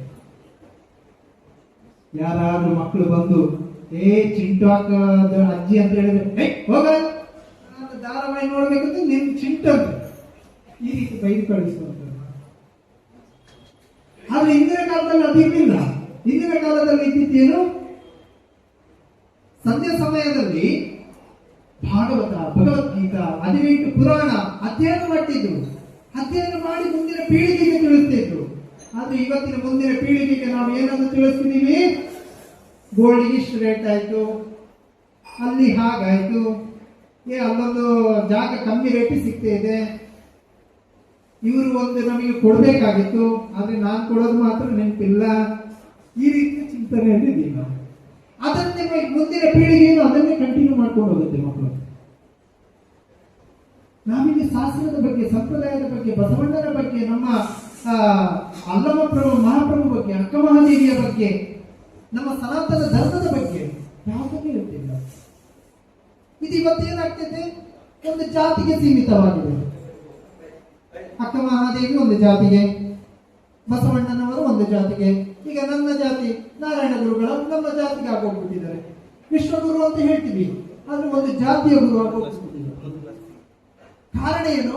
ನನ್ನ ಮನೆಯಲ್ಲಿ ಸರಿಯಾದ ಅಧ್ಯಯನ ಆಗದೆ ಇದ್ದ ಕಾರಣ ಅದೆಲ್ಲ ಒಂದು ಜಾತಿ ಸೀಮಿತವಾಗಿ ಹೋಗ್ಬಿಟ್ಟಿದೆ. ಈ ಜಾತಿಯಿಂದ ನಾವು ಹೊರಗೆ ಬರ್ಬೇಕು ಅಂದ್ರೆ ಏನ್ ಮಾಡ್ಬೇಕು? ನಾವು ಪ್ರಥಮವಾಗಿ ಸರಿಯಾದ ಗುರುವಿನ ಆದೇಶ ಮಾರ್ಗದರ್ಶನವನ್ನು ತಗೊಂಡು ಅಧ್ಯಯನ ಮಾಡಬೇಕು, ಪಾಲನೆ ಮಾಡಬೇಕು. ಅವಾಗ ಮಾತ್ರ ಗೊತ್ತಾಗುತ್ತೆ ಈ ಜನ್ಮಕ್ಕೆ, ಈ ಭೂಮಿಗೆ ನಾನು ಏಕೆ ಬಂದೆ ಎಂಬುದು ಗೊತ್ತಾಗುತ್ತೆ. ಆ ಭೂಮಿಗೆ ಯಾಕೆ ಬಂದೆ, ನನ್ನ ಉದ್ದೇಶ ಏನು? ಈಗ ಉದಾಹರಣೆಗೆ ನಾನೊಂದು ಮಗು ಹತ್ರ ಕೇಳ್ತೀನಿ, ಮಗು ನೀನು ಎಲ್ಲಿಂದ ಬಂದಪ್ಪ ಅಂತ ಹೇಳ್ತಾರೆ. ನನ್ನ ಮನೆಯಿಂದ ಬಂದೆ ಅಂತ ಹೇಳ್ತೀನಿ. ನನ್ನ ಮನೆಯಿಂದ ಅಂತ ಹೇಳಿದ್ರೆ ನಿನ್ನ ಮನೆ ಎಲ್ಲಿದೆ ಅಂತ ಕೇಳ್ತೀನಿ. ಅದು ಅಡ್ರೆಸ್ ಹೇಳ್ತೀನಿ. ಹಾಗೆ ನೀನು ಮತ್ತೆ ಎಲ್ಲಿಗೆ ಹೋಗ್ತೀಯ? ಇದೆಲ್ಲ ಕಾರ್ಯಕ್ರಮ ಮುಗ್ದಾದ್ಮೇಲೆ ಮನೆಗೆ ಹೋಗ್ತೀನಿ ಅಂತ ಹೇಳುತ್ತೆ. ಅದೇ ರೀತಿ ಈ ಶರೀರದಲ್ಲಿರುವಂತ ಜೀವಿಗೆ ಒಂದು ಮನೆಗೆ ಹೋಗ್ಬೇಕು ಅನ್ನುವಂತ ಒಂದು ವಿಳಾಸವಿರುತ್ತೆ. ಆದ್ರೆ ಈ ಆತ್ಮಕ್ಕೆ ಒಂದು ವಿಳಾಸ ಇದೆ ಅಲ್ವಾ? ಇದಕ್ಕೆ ಒಂದು ಸ್ಥಾನಮಾನ ಇದೆ ಅಲ್ವಾ? ಇದರಲ್ಲಿ ಒಂದು ಮನೆ ಇದೆ ಅಲ್ವಾ? ಆ ಮನೆಗೆ ಹೇಗೆ ಹೋಗೋದು, ಹೇಗೆ ಅಲ್ಲಿಂದ ನಾವೆಲ್ಲಿಂದ ಬಂದಿದ್ದೀವಿ, ಮತ್ತೆ ವಾಪಸ್ ಹೇಗೆ ಹೋಗಬೇಕು ಅನ್ನುವಂಥದ್ದು ಹೇಳಿಕೊಡುವಂಥದ್ದೇ ಶಾಸ್ತ್ರಗಳಂತದ್ದು. ಇವತ್ತು ಇದು ಗೊತ್ತಿಲ್ಲ ನಮಗೆ. ಗೊತ್ತಿದ್ರು ಇವತ್ತೇನಾದ್ರೂ ನಾವು ಆಧ್ಯಾತ್ಮಿಕ ಚಿಂತನೆ ಮಾಡ್ತಿದ್ವಿ ಅಂತ ಹೇಳಿದ್ರೆ ಬಿಡಿ ಪ್ರಭು, ನಿಮ್ಗೆ ಒಂದ್ ಸ್ವಲ್ಪ ಮುಗಿಸಿ ಬೇಗ ನಾವು ಹೋಗ್ಬಿಡ್ತೀವಿ ಮನೆಗೆ. ಇಂಥ ಚಿಂತನೆ ಕಾಣುತ್ತೆ. ಸೋಮೇರಿತನದ ಸ್ವಭಾವ ಇದು ಏನ್ ಹೇಳ್ತೀವಿ, ತಮಗುಣದಲ್ಲಿರುವಂಥದ್ದು, ರಜಗುಣದಲ್ಲಿರುವಂಥದ್ದು. ಭಕ್ತಿ ಮಾಡಿದವನು ಮಾತ್ರ ಸತ್ವಗುಣ. ಗುಣ ಕರ್ಮಶ ವಿಭಾಗಶಃ. ಭಗವದ್ಗೀತೆಯಲ್ಲಿ ಗುಣಕರ್ಮದ ಬಗ್ಗೆ ತುಂಬಾ ಚೆನ್ನಾಗಿ ಹೇಳ್ತಾರೆ. ಯಾರೆಲ್ಲ ಭಗವದ್ಗೀತೆಯನ್ನು ಸರಿಯಾಗಿ ಗುರುವಿನ ಆದೇಶದ ಮೂಲಕ ಓದಿರ್ತೀರೋ ಅವರಿಗೆ ನಾನು ಎಲ್ಲಿಂದ ಬಂದೆ, ನನ್ನ ಉದ್ದೇಶ ಏನು, ನನ್ನ ಕೊನೆಯ ಹಂತದಲ್ಲಿ ನಾನು ಎಲ್ಲಿಗೆ ಹೋಗ್ಬೇಕು. ಉದಾಹರಣೆಗೆ ನಮ್ಮ ದೇಶಪುತ್ರರಿದ್ದಾರೆ ಪ್ರಭುಜಿಗಳು, ಅವರನ್ನು ಆ ಸೈನಿಕ ತರಬೇತಿಯಲ್ಲಿ ಅವರವರ ಇಚ್ಛೆ ನಡುವ ಪ್ರಕಾರವಾಗಿ ಅವ್ರು ನಡ್ಕೊಳ್ಳುವಾಗಿಲ್ಲ. ಎಷ್ಟು ಗಂಟೆಗೆ ತಿನ್ಬೇಕು, ಎಷ್ಟು ಗಂಟೆಗೆ ಹೇಳ್ಬೇಕು, ನೀನು ನಿದ್ರೆಯಲ್ಲಿದ್ರು ಕೂಡ ಎಚ್ಚರಿಕೆಯಾಗಿರ್ಬೇಕು ಅಂತ ಹೇಳುತ್ತೆ. ಗೊತ್ತಿದೆಯಲ್ಲ, ಕೇಳಿದಿರಲ್ವಾ? ಅವ್ರೇನಾದ್ರೂ ರಜದಲ್ಲಿ ಮನೆಗೆ ಬಂದ್ರೆ ಯಾವಾಗಾದ್ರೂ ಅವ್ರಿಗೆ ಫೋನ್ ಬಂದ ತಕ್ಷಣ ಅವರು ಗಂಡ ಹೆಂಡತಿ ಮಕ್ಕಳು ತಂದೆ ತಾಯಿ ಬಂಧು ಬಳಗ ಎಲ್ಲ ಬಿಟ್ಟು ಏನ್ ಮಾಡ್ತಾರೆ, ಅವರು ಹೋಗ್ಬಿಡ್ತಾರೆ. ಹಾಗಾಗಿ ನಾವು ಕೂಡ ಆ ಸೈನ್ಯದಲ್ಲಿ ಹೇಗೆ ಅವರಿಗೆ ತರಬೇತಿ ಕೊಟ್ಟಿರ್ತಾರೋ, ಅವರಿಗೆ ಅಲ್ಲಿ ಏನಾದರೂ ಒಂದು ತೊಂದರೆ ಆಯಿತು, ದೇಶಕ್ಕೆ ಏನು ಅಪಾಯ ಉಂಟು ಅಂದಾಗ ಅವರ ಪ್ರಧಾನ ನಾಯಕ ಕರೆ ಬಂದಾಗ ಅವ್ರಿಗೆ ಹೇಗೆ ಓಡೋಗ್ತಾರೋ ನಾವು ಕೂಡ ಹಾಗೆ ಸಿದ್ಧರಿರ್ಬೇಕು. ನನ್ನ ಹೆಂಡತಿ ಕಾಯ್ತಿದ್ದಾಳೆ, ನನ್ನ ಗಂಡ ಕಾಯ್ತಿದ್ದಾಳೆ, ನನ್ನ ತಾಯಿ ಅಥವಾ ನನ್ನ ಮಗುವಿಗೆ ಎಜುಕೇಶನ್ ಆಗಿಲ್ಲ, ನನ್ನ ಮಗುವಿಗೆ ಮದುವೆ ಆಗಿಲ್ಲ ಅಂತ ನಾವು ವೇಟ್ ಮಾಡಿ ಕೂತ್ಕೊಳ್ಳಿಕ್ಕೆ ಆಗಲ್ಲ. ಈ ಶರೀರ ಬಿಡುವ ಸಮಯದಲ್ಲಿ ಭಗವಂತ ಯಾವಾಗ ಕರೀತಾನೆ ಅವಾಗ ಹೋಗ್ತಾ ಇರಬೇಕು. ಅದಕ್ಕಿಂತ ಮುಂಚೆ ನಾವು ಏನ್ ಮಾಡ್ಬೇಕು ವಿಶ್ವತಂತ್ರ ಕೇಳಿದ್ವಿ, ಏನ್ ಮಾಡ್ಬೇಕು? ಹರಿನಾಮ ಚಿಂತನೆಯನ್ನು ಮಾಡಬೇಕು. ಆ ಹರಿನಾಮ ಚಿಂತನೆಯನ್ನು ಯಾರು ಮಾಡಿದ್ರು? ಭಕ್ತ ಪ್ರಹ್ಲಾದ್ ಮಹಾರಾಜರು ಮಾಡಿದ್ರು, ಧ್ರುವ ಮಹಾರಾಜರು ಮಾಡಿದ್ರು, ಅಂಬರೀಷ್ ಮಹಾರಾಜರು ಮಾಡಿದ್ರು. ಈ ರೀತಿ ಇವರೆಲ್ಲ ನಮಗೆ ಉದಾಹರಣೆ ಆಗಿದ್ದಾರೆ. ಇವತ್ತು ನಾವು ಅವರೆಲ್ಲ ಬಿಟ್ಟಿದ್ದೀವಿ. ಸಲ್ಮಾನ್ ಖಾನ್, ಶಾರುಖ್ ಖಾನ್, ಆ ಖಾನ್, ಈ ಖಾನ್, ಅವನ ತಂದೆ ತಾಯಿ ಬಗ್ಗೆ, ಅವನ ಬಯೋಡೇಟಾದ ಬಗ್ಗೆ ಎಲ್ಲ ಚಿಂತನೆ ಮಾಡ್ತೀವಿ. ಮತ್ತೆ ಇಲ್ಲಿ ನಾವು ನಮ್ಮ ಮನೆ ಉದ್ಧಾರ ಆಗ್ತೀವಿ. ಬೆಳಿಗ್ಗೆ ಎದ್ದ ತಕ್ಷಣ ಆ ಗುರುಜಿ ಈ ಗುರುಜಿ ಜ್ಯೋತಿಷ್ಯ ಮನೆಯಲ್ಲಿ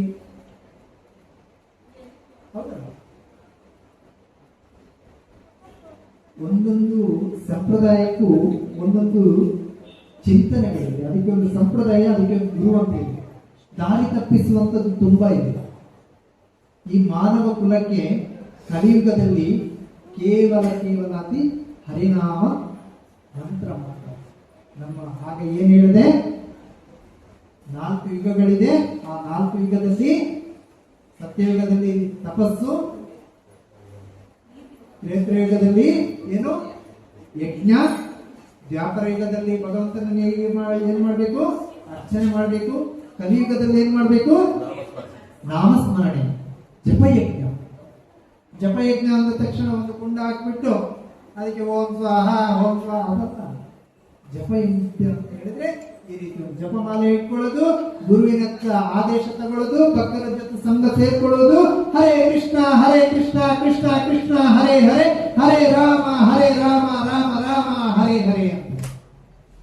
ಇವತ್ತು ಬೆಳಗಿನ ಜ್ಯೋತಿಷ್ಯ ಶಾಸ್ತ್ರ ಹೇಳ್ತಾರಲ್ವ, ಇದನ್ನು ಅವ್ರು ಹೇಳ್ಬೇಕಾಗಿತ್ತು. ಇದನ್ನು ಹೇಳಿದ್ರೆ ಅವರಿಗೆ ಇನ್ಕಮ್ ಬರುವುದಿಲ್ಲ ಸ್ವಾಮಿ. ನಿನ್ನ ತಪಸ್ ಎಲ್ಲ ಇದ್ರೆ ನಿನ್ನ ಮನೆಯಲ್ಲ ಆಯ್ತು ಮಾರ, ನನಗೆ ಅದ ಅವಶ್ಯಕತೆ ಇಲ್ಲ. ನೀನು ಆ ಮನೆಯಿಂದ ಈ ಮನೆಗೆ, ಈ ಮನೆಯಿಂದ ಆ ಮನೆಗೆ, ಆ ರಾಶಿ ಈ ರಾಶಿ ಅಂತ ಎಲ್ಲ ಹೇಳ್ಬಿಟ್ಟು ನಮ್ಮನ್ನು ಸರ್ವರಾಶಿ ಮಾಡಿಬಿಡ್ತಾರೆ, ಸರ್ವನಾಶ ಮಾಡಿಬಿಡ್ತಾರೆ. ಹಾಗಾಗಿ ಯಾವುದು ಬೇಕು ಬೇಡ ಅನ್ನುವಂಥದ್ದು ಹೇಳಿಕೊಡುವಂಥದ್ದು ಯಾವುದು? ನಮ್ಮ ಶಾಸ್ತ್ರಗಳು, ನಮ್ಮ ಸಂಪ್ರದಾಯಗಳು. ಇವತ್ತೆಲ್ಲವನ್ನು ನಾವು ಬಿಟ್ಟಿದ್ದೀವಿ. ಆದರೆ ಭಗವಂತ ಪರಿತ್ರಾಣಾಯ ಸಾಧುನ ಅಂತ ಒಂದು ಶ್ಲೋಕ ಇದೆ, ಧರ್ಮ ಸಂಸ್ಥಾಪನಾಚಾರ್ಯ ಅಂತ. ಭಗವಂತ ಅದರಲ್ಲಿ ಏನ್ ಹೇಳ್ತಾನೆ, ಮತ್ತೆ ಮತ್ತೆ ನಾನು ಬರ್ತಾ ಇರ್ತೀನಿ ಅಂತ. ಆದ್ರೆ ಭಗವಂತ ಯಾವಾಗಲೂ ಬರುವುದಿಲ್ಲ. ಭಗವಂತನ ಭಕ್ತರು ಬಂದು ಈ ರೀತಿ ಮಾರ್ಗದರ್ಶನ ನೀಡ್ತಾರೆ. ನಮ್ಮಲ್ಲಿ ಗುರು ಪರಂಪರೆ ಇದೆ. ನಮಗೆ 32 ಜನ ಆಚಾರ್ಯರುಗಳಿದ್ದಾರೆ. ಕೃಷ್ಣನಿಂದ ಬ್ರಹ್ಮ, ಬ್ರಹ್ಮನಿಂದ ನಾರದ, ನಾರದನಿಂದ ವ್ಯಾಸ, ವ್ಯಾಸನಿಂದ ಮಧ್ವಾಚಾರ್ಯ, ಮಧ್ವಾಚಾರ್ಯನಿಂದ ಹೀಗೆ ಬಂದು ಬಂದು ಬಂದು ನಮಗೆ ಕೊನೆಯದಾಗಿ ಶ್ರೀಲ ಪ್ರಭುಪಾದರು. ಶ್ರೀಲ ಪ್ರಭುಪಾದರ ನಂತರ ಅವರ ಸನ್ಯಾಸಿ ಪರಂಪರೆ ಮುಂದುವರೆಯುತ್ತದೆ. ನಮ್ಮಲ್ಲಿ 4 ಆಚಾರ್ಯ ಇದೆ: ಬ್ರಹ್ಮಚಾರ್ಯ, ಗೃಹಸ್ಥ, ವಾನಪ್ರಸ್ಥ, ಸನ್ಯಾಸ.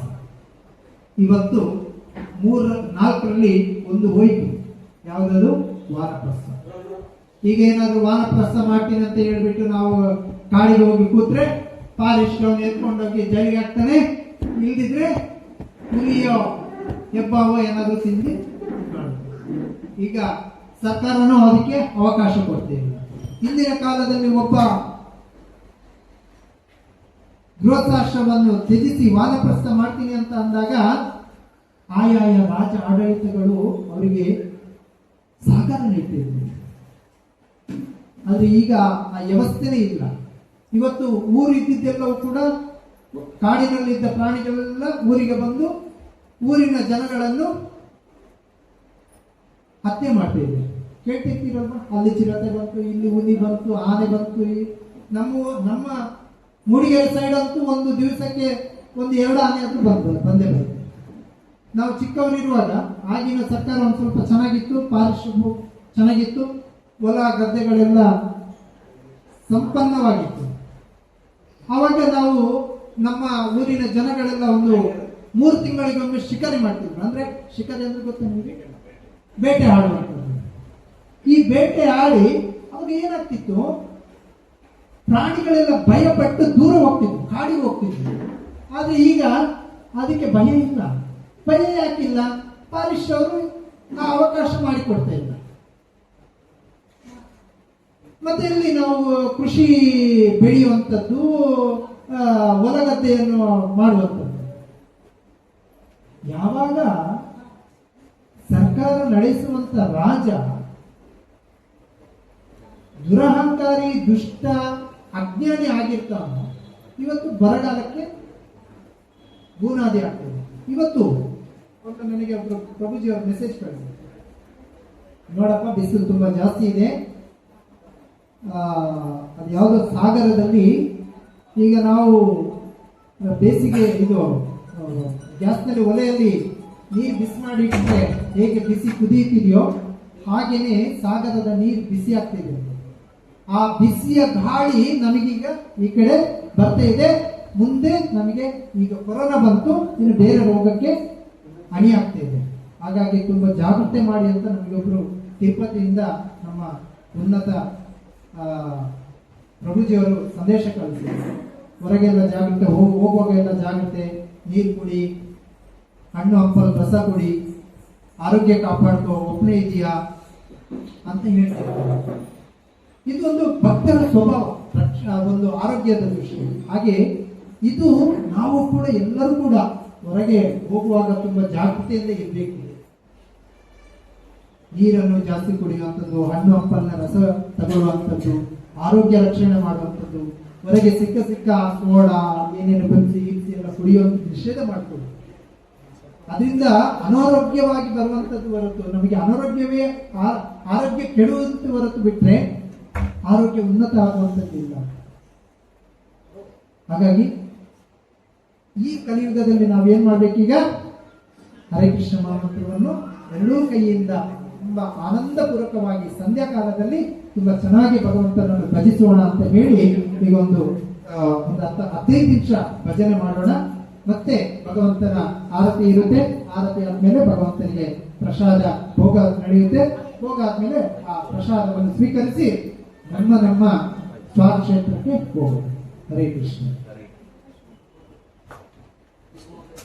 ಹರೇ ಕೃಷ್ಣ ಹರೇ ಕೃಷ್ಣ ಕೃಷ್ಣ ಕೃಷ್ಣ ಹರೇ ಹರೇ ಹರೇ ರಾಮ ಹರೇ ರಾಮ ರಾಮ ರಾಮ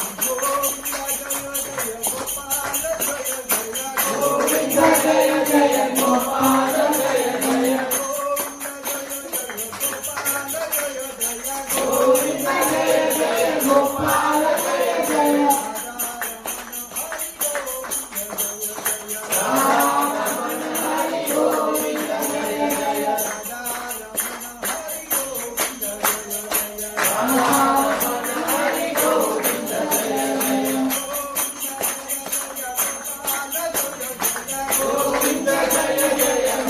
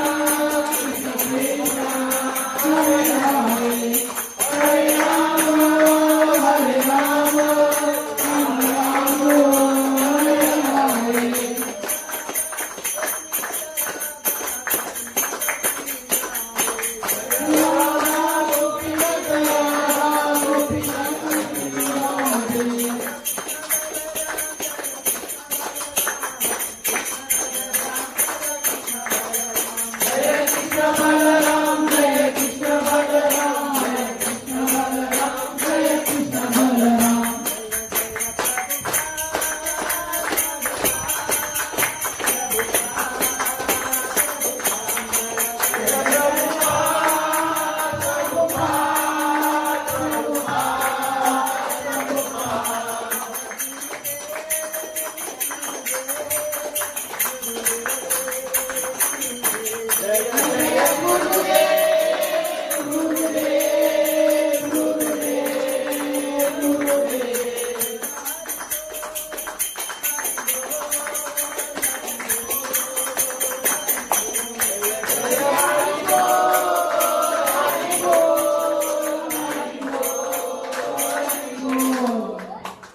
श्री राधा गोपीनाथ की जय कृष्ण बलराम की जय बसवण्णा की जय अल्लमा प्रभु की जय महादेवी की जय सनातन धर्म की जय युग धर्म हरिनाम संकीर्तने की जय जगत गुरु श्रीला प्रभुपाद की जय जय गौर प्रेमानंदे हरि बोल।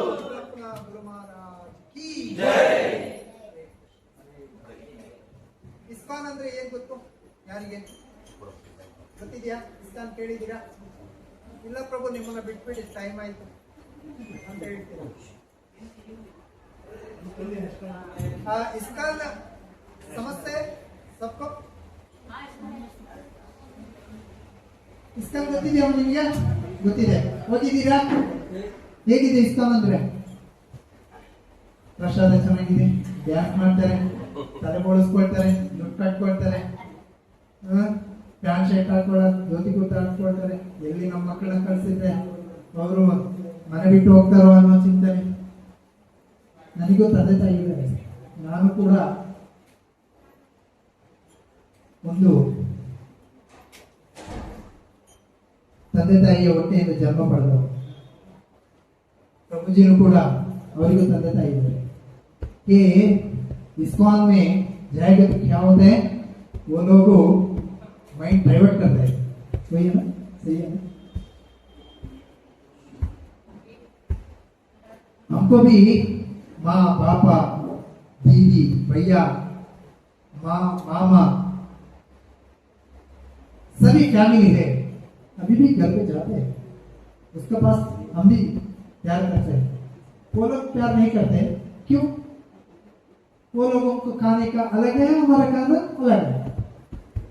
वो लोगों को एक जीविका कट करके खाते हैं, हम लोग कट नहीं करना, उसका भी हम क्या कहते हैं, वो भगवान का प्रसाद उसका भी देना बोलते हैं. ये पागल हो गए. इसका जाके वो ये लड़का है ना, बेटा है ना, तो कंप्लीट पागल हो गए, इसका मत जाओ ऐसे बोलते हैं. अभी परिस्थिति ऐसे हो गए. तो इसका में जाने के लिए कोई दिक्कत नहीं है. समस्या क्या है, अंदर मेरा पास है.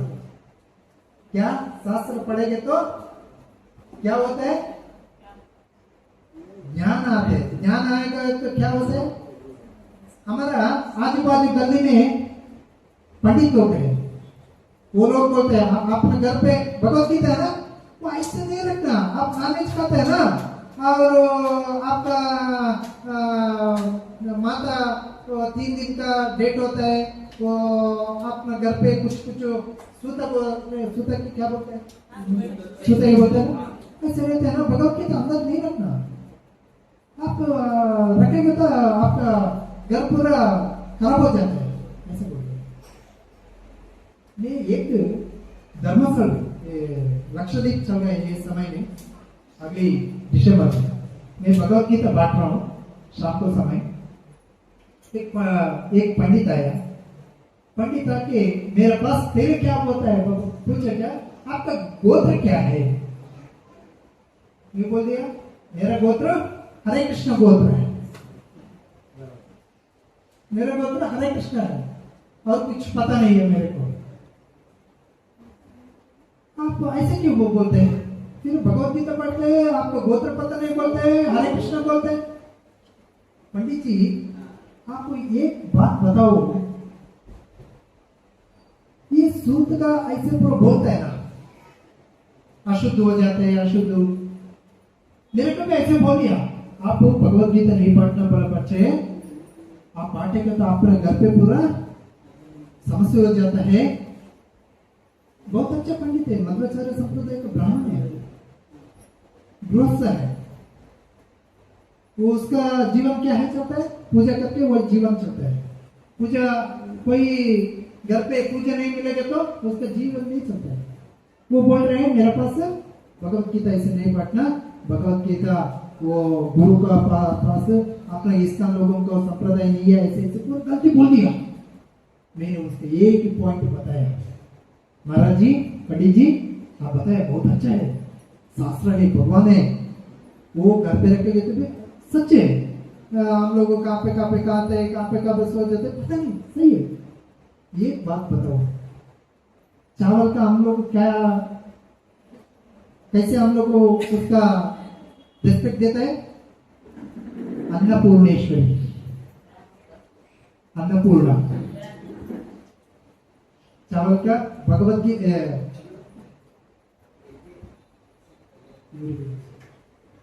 ये चावल का हम लोग अन्नपूर्णी में बोलते हैं, अन्नपूर्णेश्वरी। अक्षर का एक ग्रंथ का कौन सा देवता है? सरस्वती मैया है। ये ध्यान का रखेंगे तो सूतक हो जाता है। अन्नपूर्णेश्वरी, अन्न खाएंगे तो सूतक नहीं होता है। वो कैसे होते हैं? पेट का भूख लगता है, खाना चाहिए, आपका शक्ति चाहिए ना, वो ऐसे बोला। ये अन्नपूर्णेश्वरी है ना, सूतक का समय हम लोग को कुछ भी नहीं खाना। क्यों?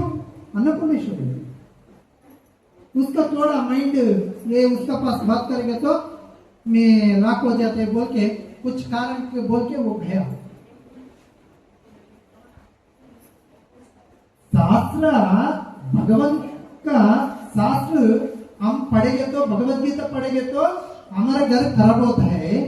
अन्नपूर्णेश्वरी का सूतक का समय हम चावल खाएगा तो सूतक नहीं होते। हम मेरे घर पे दिन मैया स्वर्गस्थ हो गए, इसलिए सब लोग चावल खा रहे। कोई लोग उपवास करेंगे तो क्या होते हैं? मर जाते हैं। उसका बीपी रेज होता है, शुगर रेज होता है, कुछ कुछ हो रेज हो जाता है। ये कौन सा क्या करना क्या नहीं करना वो पूरा हम लोग ध्यान अध्ययन करेंगे तो, शास्त्र पढ़ेंगे तो पंडित लोगों को क्या होता है? काम कम हो जाता है। वो लोग भी एक खेती जाके खेती में काम करना है। सब लोग भक्त लोग हो गए तो क्या होता है? वो लोगों का काम कम हो जाता है। इसलिए हम लोगों को भगवत गीता नहीं पढ़ना बोलते हैं। शूद्र शूद्र का जैसे रहना है, क्षत्रिय क्षत्रिय का जैसे नहीं है करना है। भक्ति करेंगे तो क्या होता है? ध्यान से करेंगे तो क्या होता है? उसका काम कम हो जाता है। इसलिए हम पहले उत्तर भारत में, प्रभु जी लोगों को पता है नहीं पता है, मैं बहुत सारा उत्तर भारत में घुमा था। भगवत गीता हमारा इसका प्रचार के लिए गया। ये घर पे अंदर भगवान का स्टैंड है, उसके ऊपर रेड कपड़ा डाल के ग्रंथ अंदर है। मैं बात करके करके सभी घर पे अंदर है। मैं एक घर पे जाके गया, बताया पंडित जी अपना घर पे ये रेड क्या है, उसमें अंदर क्या है? बताया। वो बोल दिया एक गरुड़ पुराण है। बोला गरुड़ पुराण रोज पढ़ता है? नहीं, कब पढ़ता है? हमारा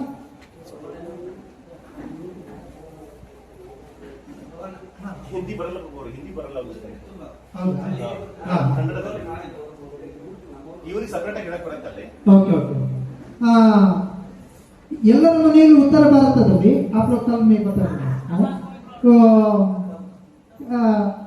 ಉತ್ತರ ಭಾರತದಲ್ಲಿ ನಾನು ಭಗವದ್ಗೀತೆ ಪ್ರಚಾರ ಮಾಡ್ಲಿಕ್ಕೆ ಹೋಗ್ತಿದ್ದೆ, ಮನೆಗೆ ಹೋಗಿ ನೋಡ್ತೆ ದೇವರ ಸ್ಟ್ಯಾಂಡ್ ಅಲ್ಲಿ ಗರುಡ ಪುರಾಣ. ನನಗೆ ಗರುಡ ಪುರಾಣ ಅಂತ ಗೊತ್ತಿಲ್ಲ, ಏನೋ ಎಲ್ಲರ ಮನೆಯಲ್ಲೂ ಕೂಡ ಒಂದು ಸ್ಟ್ಯಾಂಡ್ ಅಲ್ಲಿ ಒಂದು ಕೆಂಪು ಬಟ್ಟೆ ಹಾಕ್ಬಿಟ್ಟು ಸ್ಟ್ಯಾಂಡ್ ಅಲ್ಲಿ ಇಟ್ಟಿದ್ದಾರೆ.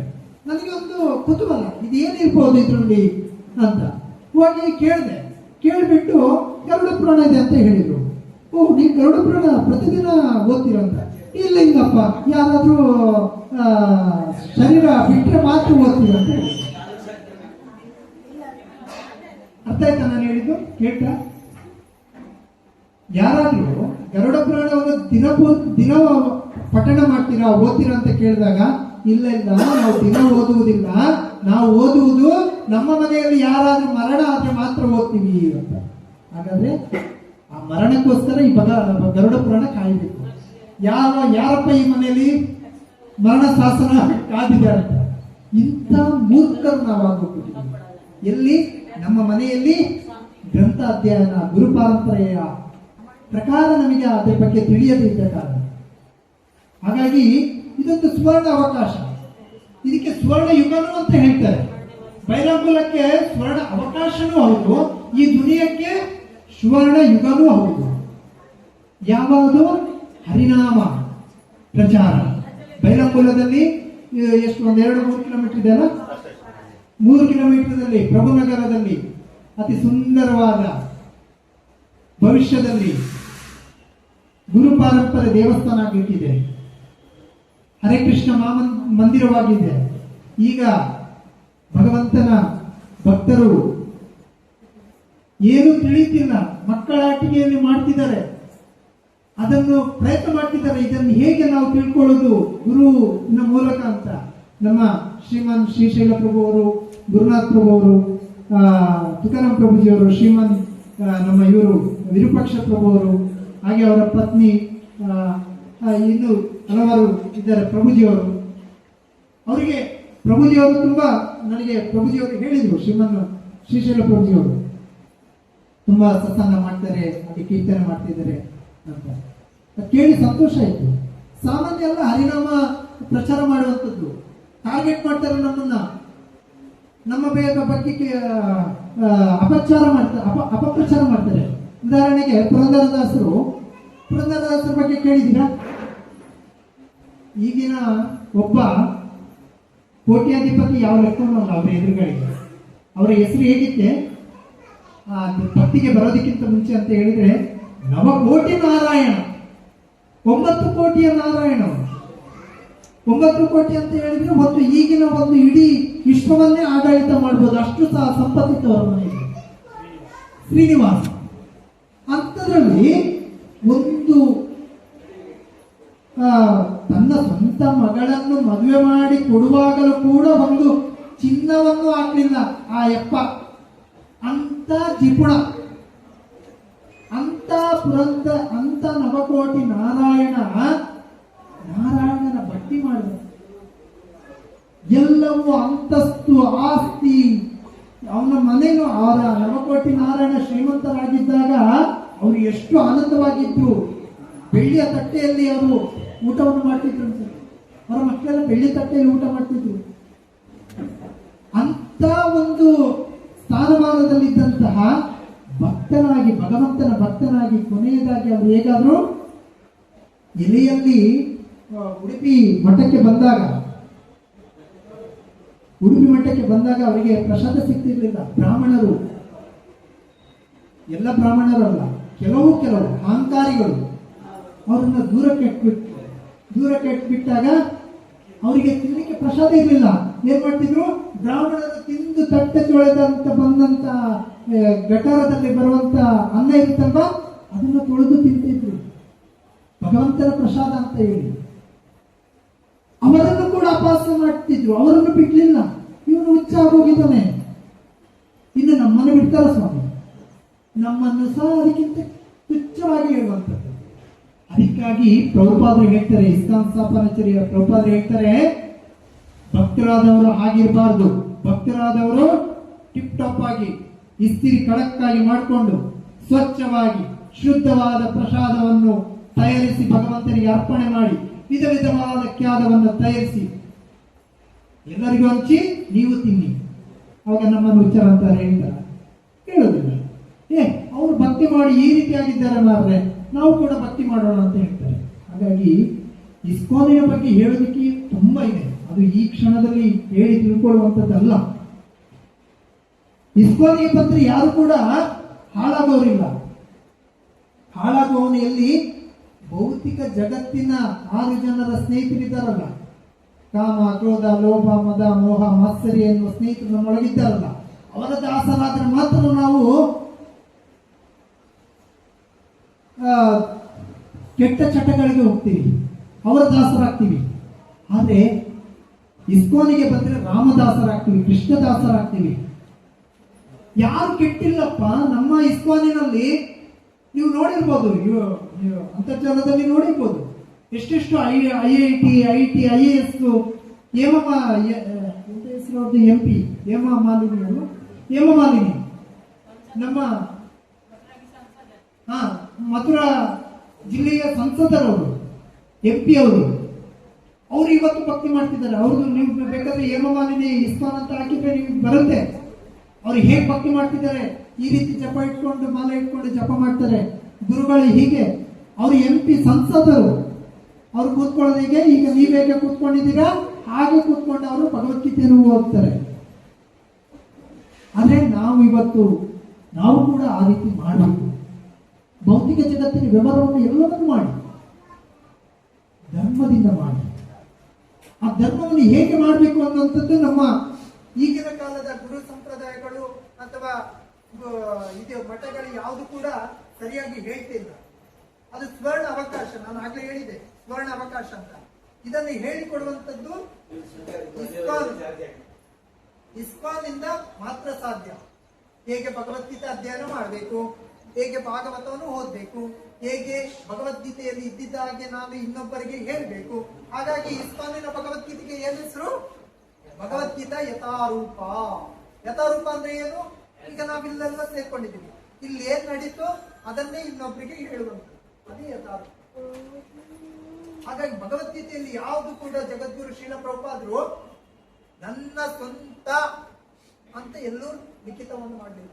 ಕೃಷ್ಣ ಹೇಳಿದಾನೆ, ಶಾಸ್ತ್ರ ಹೇಳುತ್ತೆ, ಗುರುಗಳು ಹೇಳ್ತಾರೆ, ಇಷ್ಟೇ. ನನ್ನದು ಯಾವುದು? ಎಷ್ಟು ಜನ ಭಗವದ್ಗೀತೆ ಅನುವಾದ ಮಾಡಿದ್ದಾರೆ ಅಂತ ಗೊತ್ತಾ?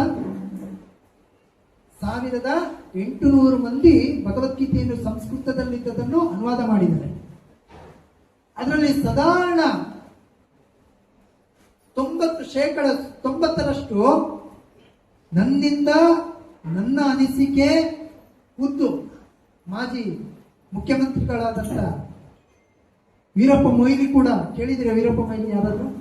ಈಗಿನ ಜನಗಳಿಗೆ ಗೊತ್ತಿರ್ಲಿಕ್ಕಿಲ್ಲ ಅಂತ. ವೀರಪ್ಪ ಮೊಯ್ಲಿ ಅಂತ ಗೊತ್ತಿರಲ್ಲ. ಅವನು ಕೂಡ ಭಗವದ್ಗೀತೆಯನ್ನು ಅನುವಾದ ಮಾಡಿದ್ದಾನೆ. ಆದ್ರೆ ಅವನ ಭಗವದ್ಗೀತೆಯನ್ನು ಕೇವಲ ಅವನ ಮನೆ ಒಳಗೆ ಮಾತ್ರ ಅವನು ಬರೆದಿದ್ದಿದೆ, ಜನಗಳಿಗೆ ತಲುಪಲಿಲ್ಲ. ಆದ್ರೆ ಜಗದ್ಗುರು ಶ್ರೀಲ ಪ್ರಭುಪಾದರು, ಇಸ್ಕಾನ್ ಸ್ಥಾಪನಾಚಾರ್ಯ ಜಗದ್ಗುರು ಶ್ರೀಲ ಪ್ರಭುಪಾದರು ಬರೆದಿರುವಂತದ್ದು ಇಡೀ ವಿಶ್ವಾದ್ಯಂತ ತಲುಪಿದೆ. ಪ್ರತಿ ದಿವಸ, ಪ್ರತಿ ವರ್ಷ 2 ಕೋಟಿಗಿಂತ ಜನಗಳಿಗೆ ತಲುಪ್ತಿದೆ ಭಗವದ್ಗೀತೆ. ಆದ್ರೆ ನಮ್ಮದು ಇಲ್ಲಿಯ ಕಾರ್ಕಳದ ಮೂಲದಂತ ಮಾಜಿ ಮುಖ್ಯಮಂತ್ರಿ ಬರೆದಂತ ಭಗವದ್ಗೀತೆ ಯಾರಿಗಾದ್ರೂ ಗೊತ್ತಿದೆಯಾ? ಯಾರಿಗೂ ಗೊತ್ತಿಲ್ಲ. ಕಾರಣ ಏನು? ಅಲ್ಲಿ ಕೃಷ್ಣನನ್ನು ಪ್ರಧಾನವಾಗಿ ತರಲಿಲ್ಲ. ನಾವು ಯಾವಾಗ, ನನಗೀಗ ಒಬ್ಬ ಓನರ್ ಇರ್ತಾನೆ, ನಾನೊಂದು ಫ್ಯಾಕ್ಟ್ರಿಯಲ್ಲಿ ಕೆಲಸ ಮಾಡ್ತೀನಿ. ಕೆಲಸ ಮಾಡುವಾಗ ನನ್ನ ಓನರನ್ನು ನಾನು ಹೊಗಳ್ಬೇಕಲ್ವಾ? ಅವನು ನನಗೆ ಒಂದು ಜೀವನವನ್ನು ಕಲ್ಪಿಸಿಕೊಟ್ಟಿದ್ದಾನಲ್ವಾ? ಅವನನ್ನು ನಾನು ಮರೆಸ್ಬಿಟ್ಟು ನಾನೇ ಅಂತ ಹೋದ್ರೆ ಏನಾಗೋಗ್ಬಿಡುತ್ತೆ? ಅದು ನಾನು ಫಾಲ್ ಡೌನ್ ಆಗೋಗ್ಬಿಡ್ತೀನಿ, ಕೆಳಗೆ ಬಿದ್ದೋಗ್ಬಿಡ್ತೀನಿ. ಹಾಗಾಗಿ ನನ್ನ ಒಡೆಯ ಯಾರು? ನಮ್ಮೆಲ್ಲರ ಒಡೆಯ ಯಾರು? ಕೃಷ್ಣ. ಕೃಷ್ಣನನ್ನು ನಾವು ಪ್ರಧಾನವಾಗಿ ಸ್ವೀಕಾರ ಮಾಡಬೇಕು. ಅವನನ್ನು ವಿಚಾರಧಾರೆ ತಿಳ್ಕೋಬೇಕು. ಕೃಷ್ಣ ಎಲ್ಲಿದ್ದಾನೆ, ಈಗ ಅವನು ಏನ್ ಮಾಡ್ತಿದ್ದಾನೆ? ಕೆಲವು ಭಕ್ತರೆಲ್ಲ ನಮ್ಮಲ್ಲಿ ಹಂಚ್ಕೊಳ್ತಾರೆ, ಪ್ರಭು ಕೃಷ್ಣ, ನಾನು ಪ್ರತಿದಿನ ಕೃಷ್ಣನ ಬಗ್ಗೆ ಜಪ ಮಾಡ್ತೀನಿ, ಕೀರ್ತನೆ ಮಾಡ್ತೀನಿ, ಕೃಷ್ಣನ ಬಗ್ಗೆ ಗ್ರಂಥಗಳನ್ನು ಅಧ್ಯಯನ ಮಾಡ್ತೀನಿ, ಗುರುಗಳು ಹೇಳಿದಾಗೆ ನನಗೆ ಕೆಲವೊಂದು ಅನುಭವ ಆಗ್ತಿದೆ ಅಂತ.